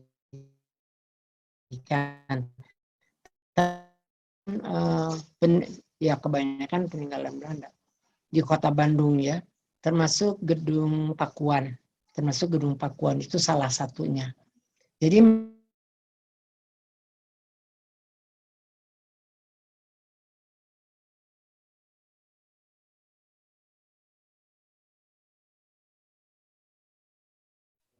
Halo, Tante Tuti. Jadi hilang ya? Sepertinya hilang sinyal ya Ibu Tuti ya. Sepertinya hilang sinyal. Yang tadi ada yang kalau gitu sambil nunggu Tante Tuti, Om Bimo angkat. Ini ada yang resen. Om Bimo. Mangga, ada yang mau ditanyakan atau didiskusikan? Boleh tanya dulu ya, sambil nunggu Tante Tuti. Nah ini udah hadir lagi Tante Tuti kayaknya. Tante ya, Tuti. mohon maaf ya putus-putus terus di sini jaringannya jelek Nah, kelihatannya. dilajeng heula Tante Tuti. Nih, mangga. Mangga dilanjut dulu Tante Tuti. Kenapa? Masih ada 3 menit lagi. Ya sudahlah kalau ini mah biar aja nanti pertanyaan nanti saya jawab gitu kumanit. Iya boleh. Kira saya selesaikan dulu saja sampai sekian karena ini memang jaringannya agak jelek ya, putus-putus terus gitu sehingga tidak konsen juga saya jadinya ceritanya. Mohon maaf sekali. Tapi saya persilakan kalau mau bertanya silakan bertanya. Mangga saya kembalikan kepada Nita, mangga Nit. Ya, makasih Tante. Untuk ceritanya menarik banget, cuman sayang Ya, banget sama-sama. ya sinyalnya seperti itu. Oke, Om Bimo mau langsung gini? Iya, terima kasih. Ya, mestinya juga jaringan ini menjadi heritage juga nih di masa yang akan datang. Gimana membentuk jaringan supaya nggak putus-putus kayak gini. Oke, Kang Fatur. Jadi saya bertanya untuk ketiga-tiganya ya, punten ya. Tapi pertanyaannya singkat-singkat aja kok. Jadi Kang Fatur, kalau sebagai pencipta heritage, gimana kesannya dibandingkan misalnya tahun 90-an waktu kita dulu sama-sama ada di sana. Tapi di situ juga waktu itu kalau nggak saya ingat alun-alun juga udah berubah fungsi ya, jadi tempat parkir. Mangga nanti kesannya seperti apa kalau Kang Fatur. Kemudian Kang Egon. Nah, ini saya bertanya dari sisi nanti arsitek. Arsitek itu apa nggak bisa biarin tanah itu kosong aja atau space itu seperti plaza-plaza yang lain ya, misalnya di Eropa, di manapun di negara-negara lain itu kan kosong gitu tanah atau paving block aja gitu kan, dibiarkan seperti itu, tapi bangunan-bangunan sekelilingnya di-preserve gitu. Apakah nggak bisa seperti itu aja gitu dari sisi arsitek? Kenapa begitu gatel gitu? Mungkin karena kebetulan yang bangun juga kan arsitek gitu, yang bangun alun-alun seperti itu. Kemudian Tante Tuti, mungkin ini Tante, kalau dilihat dari pemaparan tadi, ternyata beberapa tidak semua, kalau saya perhatikan juga tidak semua bangunan bersejarah atau bangunan yang merupakan landmark itu di-preserve atau dilestarikan atau di-rebuild, dibagusin lagi. Emang ada kriterianya nggak sih bahwa bangunan tersebut harus dipertahankan sesuai bentuk asalnya? Contohnya juga seperti masjid yang ada di alun-alun itu kan sebenarnya bangunan yang keren banget itu masjidnya, tapi ubah bentuknya. Saya juga nggak tahu alasannya seperti apa. Mangga, itu aja tiga pertanyaan itu kepada masing-masing narsum. Nuhun. Oke, terima kasih. Bimo. Mungkin kita ke Om Fatur dulu aja ya. Ya. Terima kasih. Kita mohon maaf pakai depan lagi ya, tapi cukup jelas Pak. Suaranya sih jelas ya. Jelas. Ya. Jadi kalau tahun 90-an ini menarik nih. Mas Bimo, kayaknya nanti kita bikin khusus gitu. Gak apa-apa ya. Mungkin temanya nanti Generation X di Bandung gitu. Itu bisa sangat menarik nanti kita coba gitu. Namun untuk saat ini untuk dijawab ya itu masa-masa yang sangat berkesan ya. Kita masih remaja, mencari jati diri. 80% waktu kita untuk bersosialisasi pada saat itu kita kan di alun-alun dan sekitar dalam tahu, kemudian Palaguna, ya kan beberapa plaza-plaza lain dan itu mungkin masih pada setelah ada Afrika Plaza juga dulu ya kan, terus Parahyangan Plaza dan seterusnya ya. Nah, yang paling berkesan saat itu kalau boleh ya di sudut pandang pribadi gitu ya, Bandung itu masih lancar ya kan, jalan hampir semuanya dua arah itu, coba aja kita hampir semua Banjir pun dua arah gitu. Nah, istilah saat itu 80 akhir ya, aman, tertib, lancar, sehat ya kan, semboyan pada saat itu. Nah, itu mungkin yang menjadi suatu titik yang bisa kita coba munculkan kembali. Apakah kita bisa menata lagi, walaupun dengan kompleksitas yang ada, gitu, tapi tidak bisa mendapatkan jalan. Waktu ini jalan langsung pelanggaran itu wajar, pelanggaran itu wajar. Apakah memang tidak diterima oleh masyarakat atau bagaimana? Itu yang jadi konsep saya pada saat untuk di bidangnya adalah itu kan kami menangani kecelakaan lalu lintas. Perilaku seperti ini sangat berisiko jadinya kecelakaan lalu lintas yang menyebabkan cedera-cedera yang ringan, sedang, bahkan. Nah, ini hal-hal yang masuk ke dalam satu kajian lagi ya, selain yang generation X tadi. Kita pasal 290 itu sangat berkesan gitu ya, sangat membentuk, dan apa yang terjadi di dunia saat ini juga kita terimbas gitu ya, dengan segala kelebihan dan kekurangannya, untuk kita menjadi satu generasi X bersama-sama di era ini, dan saat ini generation X banyak berkiprah. Nah, itulah. Terima kasih atas kesempatan. Oke, terima kasih Om Fatur. Mas Egon, untuk pertanyaan. Enggak, ini menarik Kang Bimo pertanyaannya, karena mungkin agak sedikit politis ya, karena bagaimanapun menarik ketika kita mencoba melakukan komparasi antara bentukan alun-alun yang ada di kota di Nusantara dengan terutama di Eropa tadi sebagai pembanding ya. Kita lihat kan yang di damnya Amsterdam itu kan dari Madame Tussauds itu hampir nggak ada batasan ya, kita bisa langsung aja nyatu gitu kan, atau dari istananya itu istana kerajaan Belanda langsung nyatu lebur gitu kan. Pun misalkan di mana lagi yang langsung ya, di kota-kota Eropa banyak ya seperti itu misalkan. Nah, kemudian kenapa, apakah bisa di alun-alun katakanlah di Nusantara atau di Bandung? Sebetulnya bisa Kang. Kembali ya, sebetulnya bisa. Namun kembali kepada sistem atau peranata yang ada di kita, terutama dari sisi pertama saya melihatnya transportasi ya. Hal yang real dulu deh. Di kita itu kan pada kini pun meskipun sudah ada kesadaran, pejalan kaki itu masih menjadi tidak memiliki hierarki tertinggi dalam struktur pengguna jalan ya. Selalu dianggap pejalan kaki itu selalu dinapikan gitu. Nah, ini yang tentu menjadi pembeda, salah satu pembeda antara konsep alun-alun atau penataan ruang alun-alun yang ada di kota-kota di Jawa, terutama Jawa Barat, Bandung misalkan, termasuk di Sukabumi, di kota saya pun, dengan di Eropa. Itu satu, konsep hierarki pengguna jalan.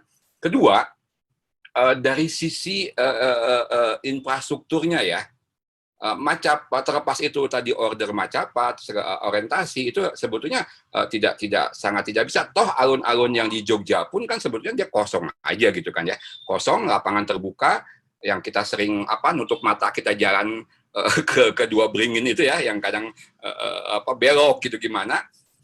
Yang kedua, faktor kedua adalah sebetulnya ini yang agak politis. Ujungnya preferensi, Kang. Preferensi ya. Dalam hal ini yang menentukan preferensi dari yang memiliki kekuasaan, penentukan. Kebetulan pada saat itu ketika alun-alun dibuat, ya kalau kita lihat ya dari masanya yang saya ingat itu udah masanya Pak Ateng ya. Saya sudah tahu bahwa itu sudah sadar di memori saya ada alun-alun di masanya Pak Ateng, kemudian ke sini Pak Wahyu segala macam, itu hampir tidak ada perubahan kecuali ketika mungkin pembangunan Masjid Agung zamannya saya lupa ya Pak Dada gitu, kalau tidak salah Masjid Agung itu yang oleh Profesor Slamet ya, Ibu Tuti, zaman Pak Dada Rosada ada sedikit renovasi tapi tidak sedikit berbeda dengan zamannya Pak Ateng ya. Kemudian pada zaman Kang Emil ketika menjadi wali kota ada unsur estetis yang diberikan di sini, dan kembali lagi mungkin karena preferensi ala apa ya, mungkin renesang yang dimodernkan. Mohon maaf ini Ibu Tuti kalau saya istilahnya nyanyahwanan Ibu Tuti ya. Kan taman itu kalau salah satu konsep taman yang terkenal itu kan taman-taman renesang ya, dan alun-alun ini mau tidak mau kita akui agak mirip karena dia punya renesang itu biasanya punya aksis panjang gitu ya, punya garis lurus benang merah, kanan kirinya ada landscaping segala macam. Meskipun tidak simetris alun-alun yang sekarang mungkin ya dari sisi kotak layoutnya, tapi sebetulnya harusnya bisa. Jadi tanpa ada hardscape bentuk pot-pot bunga yang irregular ya, itu bisa aja saya diratakan, dan menurut saya tidak ada pakem ya bahwa alun-alun itu harus seperti ABC. Cuman yang jelas adalah berkali-kali saya terlibat diskusi tentang alun-alun atau ruang publik kota, terutama alun-alun. Ada satu hal yang membedakan antara alun-alun dengan taman kota, Kang, atau taman. Karena memang tadi alun-alun itu kan begitu lekat dengan identitas, dengan eksistensi, dengan entitas kota, dengan hal-hal yang berbau kelokaran ya, genius loci lah ya, kalau kata Ibu Tuti sih, ada di buku Edward Schultz itu ada nilai kelokaran yang harus menjadi jiwa semangat. Nah kalau taman ya bisa apapun bentuknya gitu. Atau dalam analogi yang sederhana, kalau taman itu di rumah kita bisa bikin ya, di depan, di belakang rumah kita, di samping rumah kita itu taman kita bisa bikin. Tapi apakah kita bisa bikin alun-alun di rumah kita, meskipun rumah kita misalkan 1 hektar, 2 hektar? Ya tentu saja mungkin zaman kondisi sekarang nggak bisa. Jadi kembali jawabannya adalah ada preferensi yang kuat di sini. Kebetulan saat itu Kang Emil mungkin punya preferensi tertentu terhadap desain, sehingga alun-alunnya menjadi sedemikian rupa. Kalau di Cianjur mungkin, Cianjur sekarang agak mirip ya alun-alunnya. Saya tidak mau bicara di kota saya Sukabumi karena ada beberapa hal yang menurut saya kegagalan dalam proses desainnya. Yang menarik satu lagi mungkin di Majalengka. Ini kita coba mengambil perbandingan ya, komparatif gitu. Di Majalengka itu begitu lekat alun-alunnya dengan nilai kelokalan ya. Nilai kelokalan di mana banyak hardscape atau bangunan pendukung dia memakai batu bata ya. Batu bata yang merupakan khas ikonik dari Majalengka ya, Jatiwangi. Jatiwangi kan kita tahu dia pengrajin tanah liat ya. Dicoba dimunculkan oleh Mas Dedi. Mas Dedi suaminya Teh Nelly ya, 93 juga teman seangkatan saya di SMA 3. Jadi sebetulnya bentuk-bentukan itu bisa saja tergantung dari preferensi. Nah, kebetulan karena memang pendanaan dana pembuatan alun ini berasal dari APBD, entah kota, entah dari bantuan provinsi, maka biasanya ada sedikit faktor politis atau kekuasaan yang mewarnai ini, Kang. Kecuali jika memang pemimpinnya memiliki visi bagus, mungkin desain alun-alun bisa disayembarakan atau seperti apa. Majalengka contoh yang bagus ketika alun-alun itu disayembarakan sebetulnya. Demikian Kang Bimo, jawaban singkat saya, mungkin nanti bisa digali lagi. Atur nuhun, Kang. Atur nuhun, Mas Egon. Atur nuhun, Teh. Tante Tuti, untuk pertanyaan Mas Bimo, Om Bimo tadi. Iya, Nit, ini Bimo lupa lagi pertanyaannya dari tadi putus-putus soalnya. Boleh diulang nggak? Ya, ini aja Tante, persyaratan untuk suatu bangunan heritage itu di reserve itu apa? Karena kok tidak seragam, yang tidak semua bangunan itu di reserve gitu, Tante. Enggak? Iya, ya baik. Jadi nomor satu, kalau menurut undang-undang ya, undang-undang ini kita lihat dulu yang usianya 50 tahun. Walaupun toh ada kekecualian kalau dia istimewa banget begitu, walaupun belum 50 tahun, tapi kita bisa lihat bahwa dia bakal menjadi luar biasa bagus begitu, atau luar biasa. Ini kalau kita lihat sejarahnya dan sebagainya, barangkali itu bisa kita jadikan sebagai cagar budaya. Nah, kalau kita lihat ini ada kriteria di undang-undang kita ini, karena apa namanya, pelestarian itu tentu harus mengacu kepada ada pegangannya begitu ya. Di sini Undang-Undang Republik Indonesia Nomor 11 Tahun 2010 tentang cagar budaya. Yang kemudian untuk Kota Bandung kita buatkan perdanya, peraturan daerahnya tentang cagar budaya itu nomor 7 tahun 2018. Perwalnya belum selesai, belum terbit begitu ya. Jadi ini yang menjadi acuan kita. Lalu Kota Bandung itu mempunyai kriteria operasional untuk memudahkan gitu ya, untuk memudahkan kita. Karena kita baca dari buku undang-undang ini, kriteria itu termasuk di dalamnya. Coba saya bacakan aja dulu ya. Di sini kriteria itu berumur 50 tahun atau mempunyai gaya sekurang-kurangnya 50 tahun begitu. Kemudian sebentar nih, SM bukan ya, pokoknya itu. Kemudian dia penting untuk nah ini sebentar, supaya tahu saja ya barangkali di sini ya.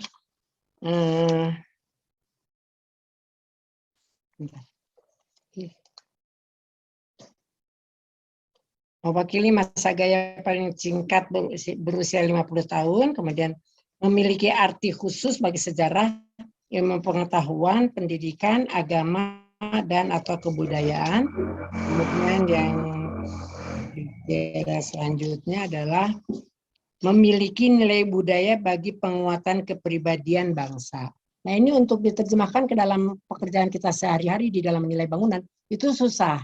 Oleh karena itu kota ini kan sangat normatif ya. Jadi kita membuat kriteria, kami begitu di Kota Bandung ya, barangkali di kota lain beda ya, di Sukabumi barangkali beda, di Jakarta mungkin beda. Yaitu kita melihat nilainya selain umur ya, umur 50 tahun, nilai arsitek, pelajari bagaimana peristiwa yang terjadi pada bangunan tersebut. Kemudian nilai ITB itu punya semua nilai begitu. Selain umurnya sudah lebih dari 50 tahun, dia juga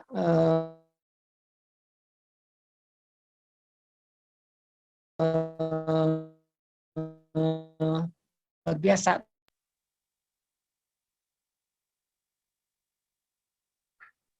Halo, Tante Tuti. Oke, hilang lagi ya. Oke, kalau gitu kita lanjutkan ke yang raise hand berikutnya aja dulu ya. Mas Ari Anwari, silakan. Ya, selamat sore. Bisa didengar suaranya? Dengar. Oh, baik. Makasih Teh Nita. Jadi Saya mendengarkan presentasi dari 3 presenter yang sangat menarik ya, terutama di sini biasanya yang membicarakan alun-alun ini terbatas di komunitas arsitektur atau heritage begitu, dan kali ini di sini yang berbicara presenter pertama kita adalah seorang dokter. Itu berarti menunjukkan ketertarikan yang sangat kuat terhadap ruang kota kita, terutama di Bandung. Saya sangat apresiasi sekali. Presenter kedua, Kang Egon, menarik sekali karena membahas sejarah ruang kota ya, karena beliau juga adalah sempat menjadi dosen sejarah arsitektur. Dan kalau Bu Tuti ini, selain Bu Tuti pasti tahu masa kecil saya di kompleks dosen Sangkuriang. Aduh, waktu dulu saya sangat nakal, mungkinnya sering naik sepeda kebut-kebutan di depan rumahnya Tante Tuti mungkinnya, tapi saya mungkin sebut Bu Tuti karena saya juga dapat rekomendasi kuliah berikutnya itu dari Bu Tuti, tanda tangannya. Terima kasih Bu Tuti, sampai saya bisa jadi apa yang saya alami hari ini begitu. Nah, saya ingin mengomentari mungkin Kang tadi mungkin dari presentasinya Fatur ada slide yang menggambarkan alun-alun depannya itu yang ada open space yang sekarang, dan sebelumnya mungkin Kang Satrio bisa tampilkan. Saya mungkin mau komen sedikit karena agak gatel di situ. Itu saya lihat memang kalau saya mengomentarinya tidak dari sisi bangunannya sebetulnya. Kalau dari sisi bangunan itu mungkin kalau dari style atau apa ya, mungkin masing-masing punya ketertarikan sendiri-sendiri mungkin ya. Kalau kita bicara style mungkin tidak akan ada habis-habisnya, tapi saya mungkin di sini akan menekankan pada sisi ruangnya. Tadi Kang Egon juga bicara bahwa ini terbentuk menjadi sebuah square gitu ya di kota. Nah, kalau saya boleh komentari, memang kalau square itu mungkin sejarahnya di Eropa, kita ini di daerah Asia itu mungkin kalau tempat berkumpul sebetulnya lebih di jalan gitu ya, di jalan, di ruang linier, tidak di square sebetulnya. Nah, ini ada anomali sedikit karena mungkin ini budaya Eropa yang dibawa ke Jawa. Nah, mungkin kota-kota di Jawa juga entah pengaruh bagaimana, tapi pakemnya seperti itu. Ada bangunan pemerintahan, ada bangunan peribadatan, penjara, dan lain sebagainya. Cuma di sini yang saya komentari, alun-alun ini perbandingan antara luas ruang terbukanya dan bangunan di sekitarnya, itu secara perbandingan biasanya kalau square itu perbandingannya lebih dari 1:2. Jadi bangunannya itu yang di sekelilingnya justru lebih paling tidak ketinggiannya 1/4 dari lebar ruang terbukanya. Jadi terasa itu sebagai ruang yang close. Nah, ini kalau alun-alun ini sebelum sekarang ada bangunan tinggi, itu dulu mungkin hanya sekitar 2 atau sampai 3 lantai di sana, sehingga ya kurang terasa sebagai square yang definitif.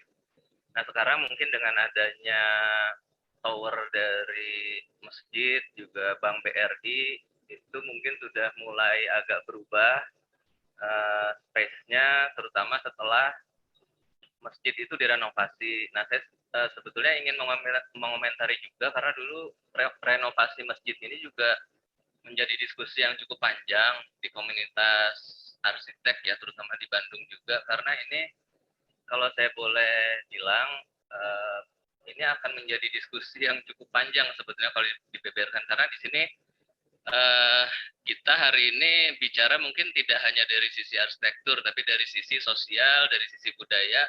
Ya mungkin ini kita di sini diskusi kebudayaan lah ya, kita boleh bicara bebas. Kebetulan saya Muslim, cuma saya juga agak khawatir juga terhadap apa yang dilakukan terhadap space alun-alun ini. Karena kalau boleh dilihat dari paparan tadi, alun-alun yang sekarang itu sepertiga dari luasnya yang ada sebelumnya. Itu istilahnya kalau boleh pakai kata-kata yang agak kasar gitu, dicaplok oleh masjid gitu ya. Jadi ini sebetulnya sesuatu yang sangat apa ya, dari sisi politik mungkin itu menunjukkan satu hal politik yang luar biasa sebenarnya. jalan yang tadinya milik umum dan juga square yang juga dipergunakan untuk umum sebelumnya dipergunakan untuk satu komunitas sosial saja. Nah, menurut saya ini ada sesuatu yang harus dikembalikan dari komunitas muslim. Mungkin ini akan menjadi sesuatu hal yang terhutang karena tanah itu tidak dibeli oleh komunitas muslim. Mungkin itu keputusan dari wali kota sebelumnya atau entah bagaimana ada peraturan. Kalau sekarang mungkin ada peraturan RDTR ya, sebelum kita boleh membangun di ruang terbuka atau di atas jalan, bahkan dengan air right membangun di atas jalan harusnya ada aturannya. Nah, ini sebetulnya kemungkinan umat muslim akan memiliki hutang terhadap tanah yang digunakan oleh masjid. Nah, itu mungkin di kota-kota lain saya tidak ingin melihat hal seperti ini terjadi lagi karena sebetulnya jalan atau ruang terbuka tetap harus menjadi milik umum dan tetap bisa digunakan untuk aktivitas sosial yang bebas, siapapun bisa menggunakannya. Demikian mungkin. Terima kasih. Oke, makasih Mas Ari. Oke, berikutnya masih ada satu orang lagi yang resen, Mas Aditya Sutarno. Silakan. Ya, terima kasih atas kesempatan yang diberikan ke saya. Mungkin saya perlu mengenalkan diri sedikit bahwa saya itu sebenarnya teman angkatannya Kang Egon pada waktu di kampus dulu, dan Bu Tuti itu adalah dosen saya, salah satu orang terpenting di hidup saya yang memberikan pencerahan terkait sejarah, terutama terkait dengan heritage-nya. Nah, tadi Kang Egon sudah menyinggung banyak terkait dengan Eropa, bagaimana Eropa berhasil mendesain kota-kotanya, gitu, terutama yang kalau kita jalan-jalan ke sana, saya bisa merasakan kehadiran masa lalu, gitu ya. Saya melihat foto masa lalu, tapi pada saat saya hadir di ruang arsitekturnya, di dalam bangunannya, ataupun di ruang-ruang antar bangunan, saya bisa merasakan kehadiran masa lalu. Tetapi di saat yang sama, saya juga tersadar bahwa saya tidak tinggal di masa lalu. Saya sadar bahwa sekarang zamannya teknologi canggih, gitu ya, zamannya teknologi internet, tapi saya bisa merasakan adanya suasana, atmosfer masa lalu, sehingga pada saat saya melihat foto, saya sangat bisa merasakan dulu itu seperti apa. Karena di beberapa ruang-ruang di Eropa itu memang didesain sedemikian rupa, gitu ya. Nah, saya di sini sebenarnya mau coba sedikit diskusi atau mungkin mau mengajukan suatu pertanyaan, gitu ya, ke kawan sangkatan saya, Kang Egon, dan sebenarnya juga ke Bu Tuti, gitu ya, sebagai dosen saya, bahwa kalau Kang Egon dan Bu Tuti, gitu ya, mungkin diberikan suatu wewenang untuk merevisi, bisa dibilang ya, merevisi alun-alun dan sekitarnya, gitu ya. Kira-kira apa yang kurang dari alun-alun dan sekitarnya saat ini? Mungkin ada yang perlu ditambah, ada yang perlu dikurang, pokoknya ya sedikit lah. Mungkin Kang Egon dan Bu Tuti mungkin bisa bercerita dan mungkin juga bisa bermimpi, gitu ya. Kira-kira apa yang kawan saya akan lakukan, Kang Egon, dan apa yang dosen saya mungkin bisa lakukan kalau diberi kewenangan khusus, misalnya untuk bisa membuat alun-alun dan sekitarnya lebih baik dari saat ini. Ya, mungkin itu saja saya. Terima kasih. Assalamualaikum warahmatullahi wabarakatuh. Boleh memberi tanggapan? Ya, silakan. Harap dipercepat ya bicaranya, Mas. Baik, sebentar. Saya Felix. Saya cuma seorang tour guide. Cuman saya rasa mungkin sedikit mendengar semua keterangan-keterangan yang barusan disampaikan. Ini sebetulnya panitia harus membatasi karena tadi yang dibicarakan itu sebetulnya Van Verleden Tijd. Van Verleden Tijd itu masa lalu yang mana? Setelah kemerdekaan atau masa lalunya alun-alun itu Van Verleden, masa lalu yang mana, yang ketika dia masih terendam air karena kita jalan-jalan dengan geo urban, kita jalan-jalan di dekat alun-alun di Sungai Cikapundung mencari bukti-bukti bahwa di situ pernah terendam danau, bukti-bukti geologi. Nah, itu kira-kira jadi masa lalunya masa lalu yang mana. Begitu juga mengenai peraturan-peraturan. Jangankan ngomong dari masa ke masa sekarang aja tanah yang ada di kota Bandung tidak semuanya bisa dikuasai oleh wali kota karena ada tanah milik pemerintah pusat, misalnya seperti di Braga itu ya Gedung Gas dan Museum Asia Afrika kan bukan haknya dari wali kota, itu haknya dari Departemen Luar Negeri dan sebagainya. Jadi peraturan itu dari masa ke masa pun ikut berubah. Jadi untuk memberi koridor yang lebih jelas, mungkin lebih baik dibatasi Van Verleden Tijd yang mana, ya, yang itu. Kalau saya melihat seperti juga yang diterangkan oleh Bu Harastuti, itu Van Verleden Tijd ketika alun-alun dibangun, dan ini alun-alun menurut pandangan saya yang bukan siapa-siapa, kalau lihat tata ruangnya itu sama sekali tidak terlalu banyak hubungannya dengan zaman Renaissance, tapi itu lebih ke Pakem Jawa yang ada di Yogyakarta, ya. Karena justru Daendels membuat satu istana dan alun-alun yang sekarang dipakai Monas yang besar, fungsinya adalah untuk memperlihatkan kekuatan tentara, latihan tentara, bukan untuk berkumpul, gitu. Sedangkan kalau kita lihat kenapa, apa yang kurang, pertanyaan yang terakhir tadi, maaf dari apa yang kurang dari alun-alun yang sekarang? Yang kurang adalah ruhnya. Karena ruhnya itu ruhnya orang Jawa. Kalau kita lihat ke Baduyan Ciptagelar, tidak ada fungsi alun-alun yang seperti apa yang ada di Jawa. Mungkin cuma saya batasi sampai sini. Terima kasih. Ya, terima kasih Mas Felix. Ya, mungkin kalau yang kali ini karena kita juga meninjau dari segi arsitekturalnya, jadi ya masa lalunya setelah ada bangunan-bangunan, bukan yang pas lagi terendam air mungkin ya. Oke, karena waktunya sudah tinggal 12 menit lagi ya sebelum jam 6. Punten kalau ada yang sudah raise hand tapi belum sempat kami berikan waktu untuk berbicara. Dan sekarang ini sebelum ditutup, saya mintakan closing statement dari para pembicara. Singkat aja, mungkin mulai dari Tante Tuti saja. Ya, baik Nita. Terima kasih. Jadi ini tadi Pak Felix itu teman saya waktu itu di Bandung Heritage ya. Jadi beliau ini memang kerjaannya jalan-jalan di kota Bandung gitu. Jadi tidak heran pertanyaannya juga begitu. Pak Felix nanti aja dijawabnya ya, sekarang sudah habis waktunya.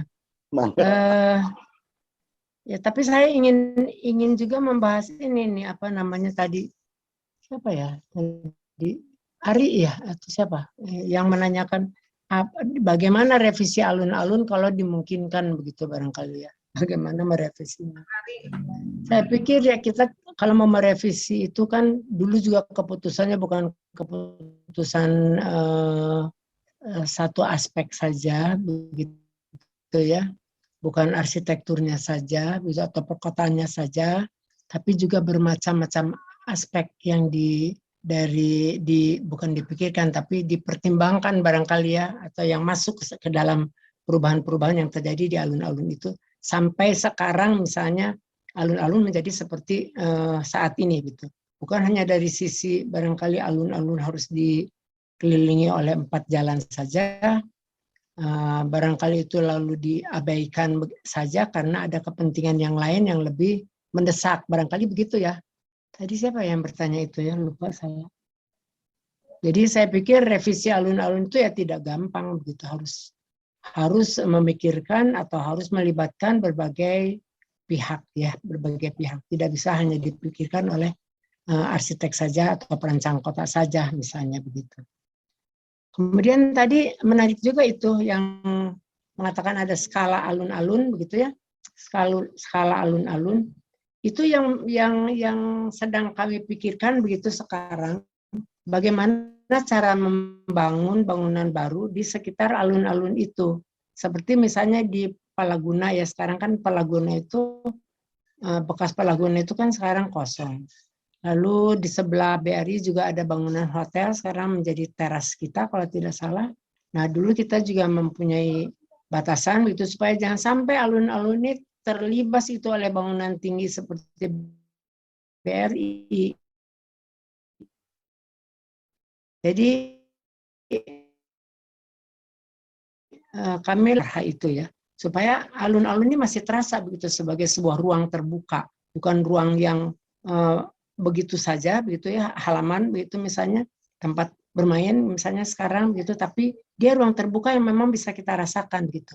Saya pikir itu juga ya, dan di dalam hal ini tentu bangunan-bangunan ini tadi ada juga yang menanyakan, yang saya pikir jawabannya adalah untuk mengantisipasi kebutuhan pada masa kini begitu ya, bangunan-bangunan cagar budaya itu. Tentu di dalam kecagar budayaan itu ada bermacam-macam upaya, termasuk di antaranya adalah berubah tergantung dari, kalau di Bandung ada golongan ya, golongan cagar budaya A, B, dan C gitu misalnya. Kalau A itu paling ketat, itu yang tidak boleh diubahnya tuh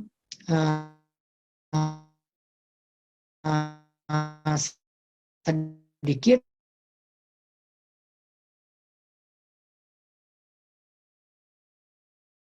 Halo Tante, hilang lagi ya sepertinya, putus lagi sinyalnya. Oke, kalau gitu kita lanjutkan aja closing statement-nya dari Mas Egon dulu mungkin ya. Baik, hatur nuhun Tenita kesempatannya. Sebelum satu kalimat terakhir ya untuk sebagai closing statement, mungkin saya minta sebentar aja untuk mengomentari tadi Kang Ari dan Kang Adit ya. Kang Ari, sayangnya tadi yang Kang Ari bayangkan, fenomena itu sudah terjadi di kota-kota lain, Kang. Di Sukabumi contohnya, okupansi ruang alun-alun oleh fungsi di sekitarnya itu sudah terasa sangat kuat, Kang. Artinya, mohon maaf, di Sukabumi pun hampir mirip, jadi ada semacam perasaan bahwa alun-alun ini menjadi halaman masjid, gitu, Masjid Agung ya. Itu sudah terjadi kalau sesekali kita, Kang Ari ke Sukabumi, yuk kita jalan-jalan gitu ya, ada perasaan ruang seperti itu, yang mungkin diakibatkan oleh dominansi tadi ya, skala bangunan, skala akses dari fungsi tertentu terhadap alun-alun sebetulnya. Ada kekuasaan akses di situ ya. Akses artinya akses orang untuk masuk gitu ya. Jadi mungkin harapan Kang Ari semoga tidak terjadi di kota lain. Ini sebenarnya sudah terjadi yang saya amati, salah satunya di Sukabumi. Cianjur tidak begitu saya lihat. Di Garut mungkin tidak terlalu ya. Kemudian yang kedua Kang Adit tadi, kalau saya bisa berimajinasi, ya ini kan masalah imajinasi Kang Adit ya. Teman-teman di arsitek atau di seni rupa atau dimanapun dan teman-teman lain itu kan salah satu kuncinya adalah imajinasi. Sekaligus ini mengarah ke closing statement saya sebetulnya. Kalau kita perhatikan setidaknya sampai titik ini kita diskusi tentang alun-alun, ada 3 parameter di situ yang paling kuat ketika alun-alun menjadi orientasi utama. Intinya adalah volume, Kang Adit, volume ruang, volume kecepatan dan tentu saja dari sisi aktivitas. Kita tahu volume alun-alun itu bahkan mengecil mungkin ya dibanding dulu gitu dari sisi ukuran layout. Ditambah juga dengan misalkan saya nggak mau bicara dulu penambahan gedung-gedung di sekitarnya, ada hardscape, ada bangunan kecil, toilet segala macam gitu ya. Kalau dulu kan yang ada itu cuma babanjong ya, babanjong itu kayak rotunda, kayak gazebo untuk bupati bicara gitu sebetulnya. Sudah tidak ada di Garut apa di mana yang masih ada ya, saya lupa tuh. Nah, bicara volume ini, alun-alun itu kan mengkerut ya. Kalau kita lihat volume alun-alun Bandung sekarang, apalagi dengan volume bangunan yang ada. Tadi Ibu Tuti menyayangkan bangunan BRI Tower misalkan ya di sana, atau mungkin yang terjadi juga di Taman Japati dengan Telkom dan hotel yang baru itu sekarang itu kan sama sebetulnya bagaimana volume bangunan mengokupasi volume ruang terbukanya.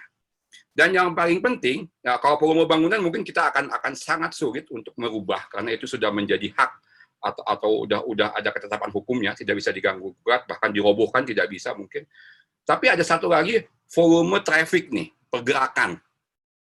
Which is, kok saya jadi kayak orang Jakarta Selatan ya pakai which is segala nih. Yang mana kalau kita bandingkan dengan tadi yang Pak Ferry masa lalu yang mana, oke, misalkan masa lalu ketika alun-alun itu di masa Wiranata Kusuma II sampai modern Bandung deh, 1920-1930-an. Dan sampai sekarang itu ada yang sangat paling tajam berbedanya itu adalah volume traffic. Volume traffic yang sangat padat, ditambah dari sisi kecepatan. Dulu kan pakai delman ya, tadi Kang Fatur cerita, pakai delman itu kecepatannya berapa sih? Sama dengan kita jalan kaki 5 km per jam misalkan. Kemudian di tahun 30-an mungkin sudah ada kendaraan tapi mungkin tidak begitu cepat, tapi sekarang ini luar biasa. Nah, sehingga tadi jawaban saya buat Kang Adit adalah bisa jadi salah satu pintu masuk adalah mengecilkan volume traffic sebetulnya, supaya skala manusianya terasa. Ya, ketika tadi Pak Beris mau jalan-jalan dengan teman-temannya, gimana merasakan ruang, itu tidak distraksi oleh traffic, mobil, motor. Wah, ini kan yang saya rasakan nyebrang aja sekarang susah gitu ya. Di bawah yang ada browers itu tuh, kata-kata browers itu kan sangat susah nyebrang di sana gitu kan. Nah, sehingga closing statement saya adalah untuk alun-alun Bandung, kembalikan dia kepada alaman skala manusianya begitu, dan termasuk ruang-ruang di sekitarnya. Artinya adalah yang menjadi orientasi adalah skala manusia, bukan skala gedung yang tinggi atau bukan skala kecepatan kendaraan. Ya bentuknya bisa aja alun-alun dibatasi untuk lalu lintas ya, entah itu penutupan, entah bagaimana, itu silakan PR-nya teman-teman di subkota Bandung misalkan ya, itu. Tapi paling tidak mengembalikan skala manusia kepada ruang atau volume alun-alun itu menjadi penting buat minimal buat saya pribadi mengikuti tadi apa yang Ibu Tuti sampaikan. Demikian mungkin Teknita tadi closing statement saya, kembalikan kepada skala manusianya aja gitu. Itu baik. Terima kasih, hatur nuhun. Terima kasih Mas Egon. Ya. Statement terakhir dari Dr. Fatur, maka. Ya, terima kasih. Saya khawatir kurang jelas, tapi begini jelas ya. Ya, tentu terima kasih untuk semua narasumber telah meluangkan waktu, lalu para peserta yang banyak memberikan catatan, masukan-masukannya. Kami mencatat semua. Mudah-mudahan ada kesempatan lagi kita bisa lanjutkan.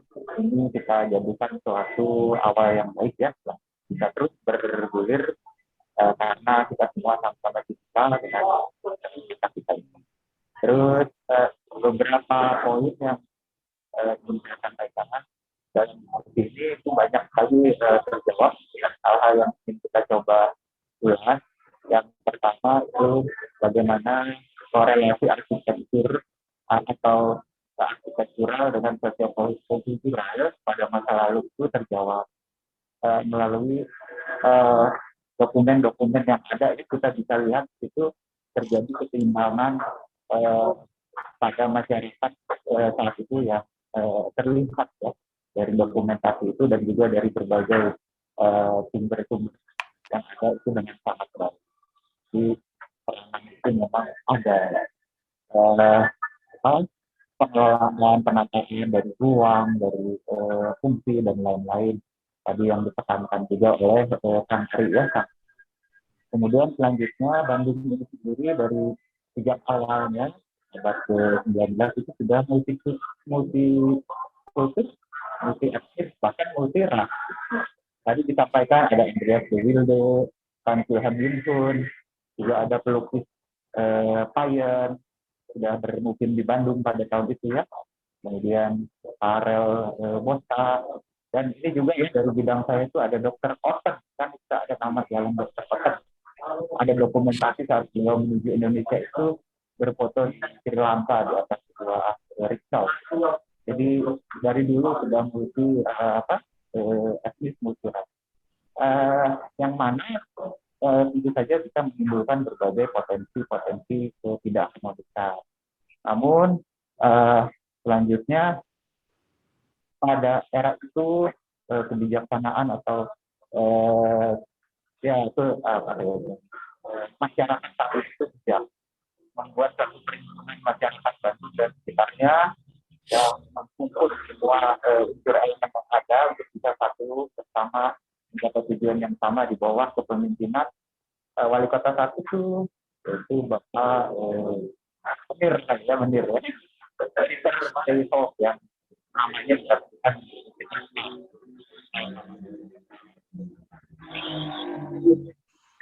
juga ada kandidat itu dan tujuannya memang itu kebersamaan dan sinergisitas dan kita.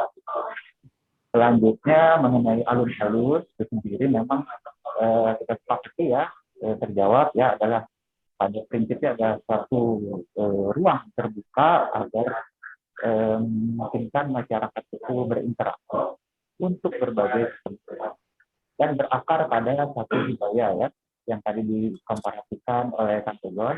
Ya, kalau itu di Indonesia di akar budaya di kota depan. Istilah alun-alun sendiri pun itu saya kira bahasa Belanda ternyata dari bahasa Jawa. Dan bertransformasi dari masa ke masa. Ada satu catatan yang sangat menarik tadi dari Kang Aditya.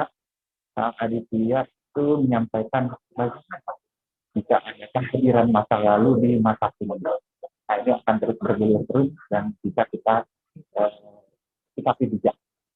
Bagaimana kita cermati ini dari waktu ke waktu. Ya, ini terus berproses. Sekali lagi terima kasih atas kehadiran dan tujuan saya lakukan Alhamdulillah. Terima kasih. Assalamualaikum warahmatullahi wabarakatuh. Dan kita akan kembali. Atur nuhun Dr. Fatur. Oke, sebelum kita tutup, kita foto bersama dulu. Kameranya tolong dibuka, mohon dibuka semuanya, on cam semua, biar kita foto bareng. Sudah siap? Oke, say cheese. 1, 2, 3. Ada 3 slide. Oke, yang kedua. Bentar. Oke, 1, 2, 3. 1, 2, 3. Slide terakhir sekarang.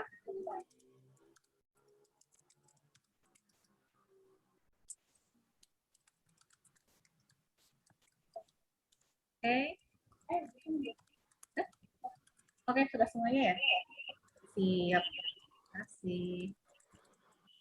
Oke, kepada semuanya, terima kasih telah mengikuti acara bincang-bincang kita sampai selesai. Mohon maaf juga banyak kekurangan. Dan sampai bertemu lagi di acara diskusi berikutnya. Hatur nuhun untuk para pembicara, Tante Tuti, Mas Egon, Dr. Fatur. Sampai ketemu lagi. Assalamualaikum warahmatullahi wabarakatuh.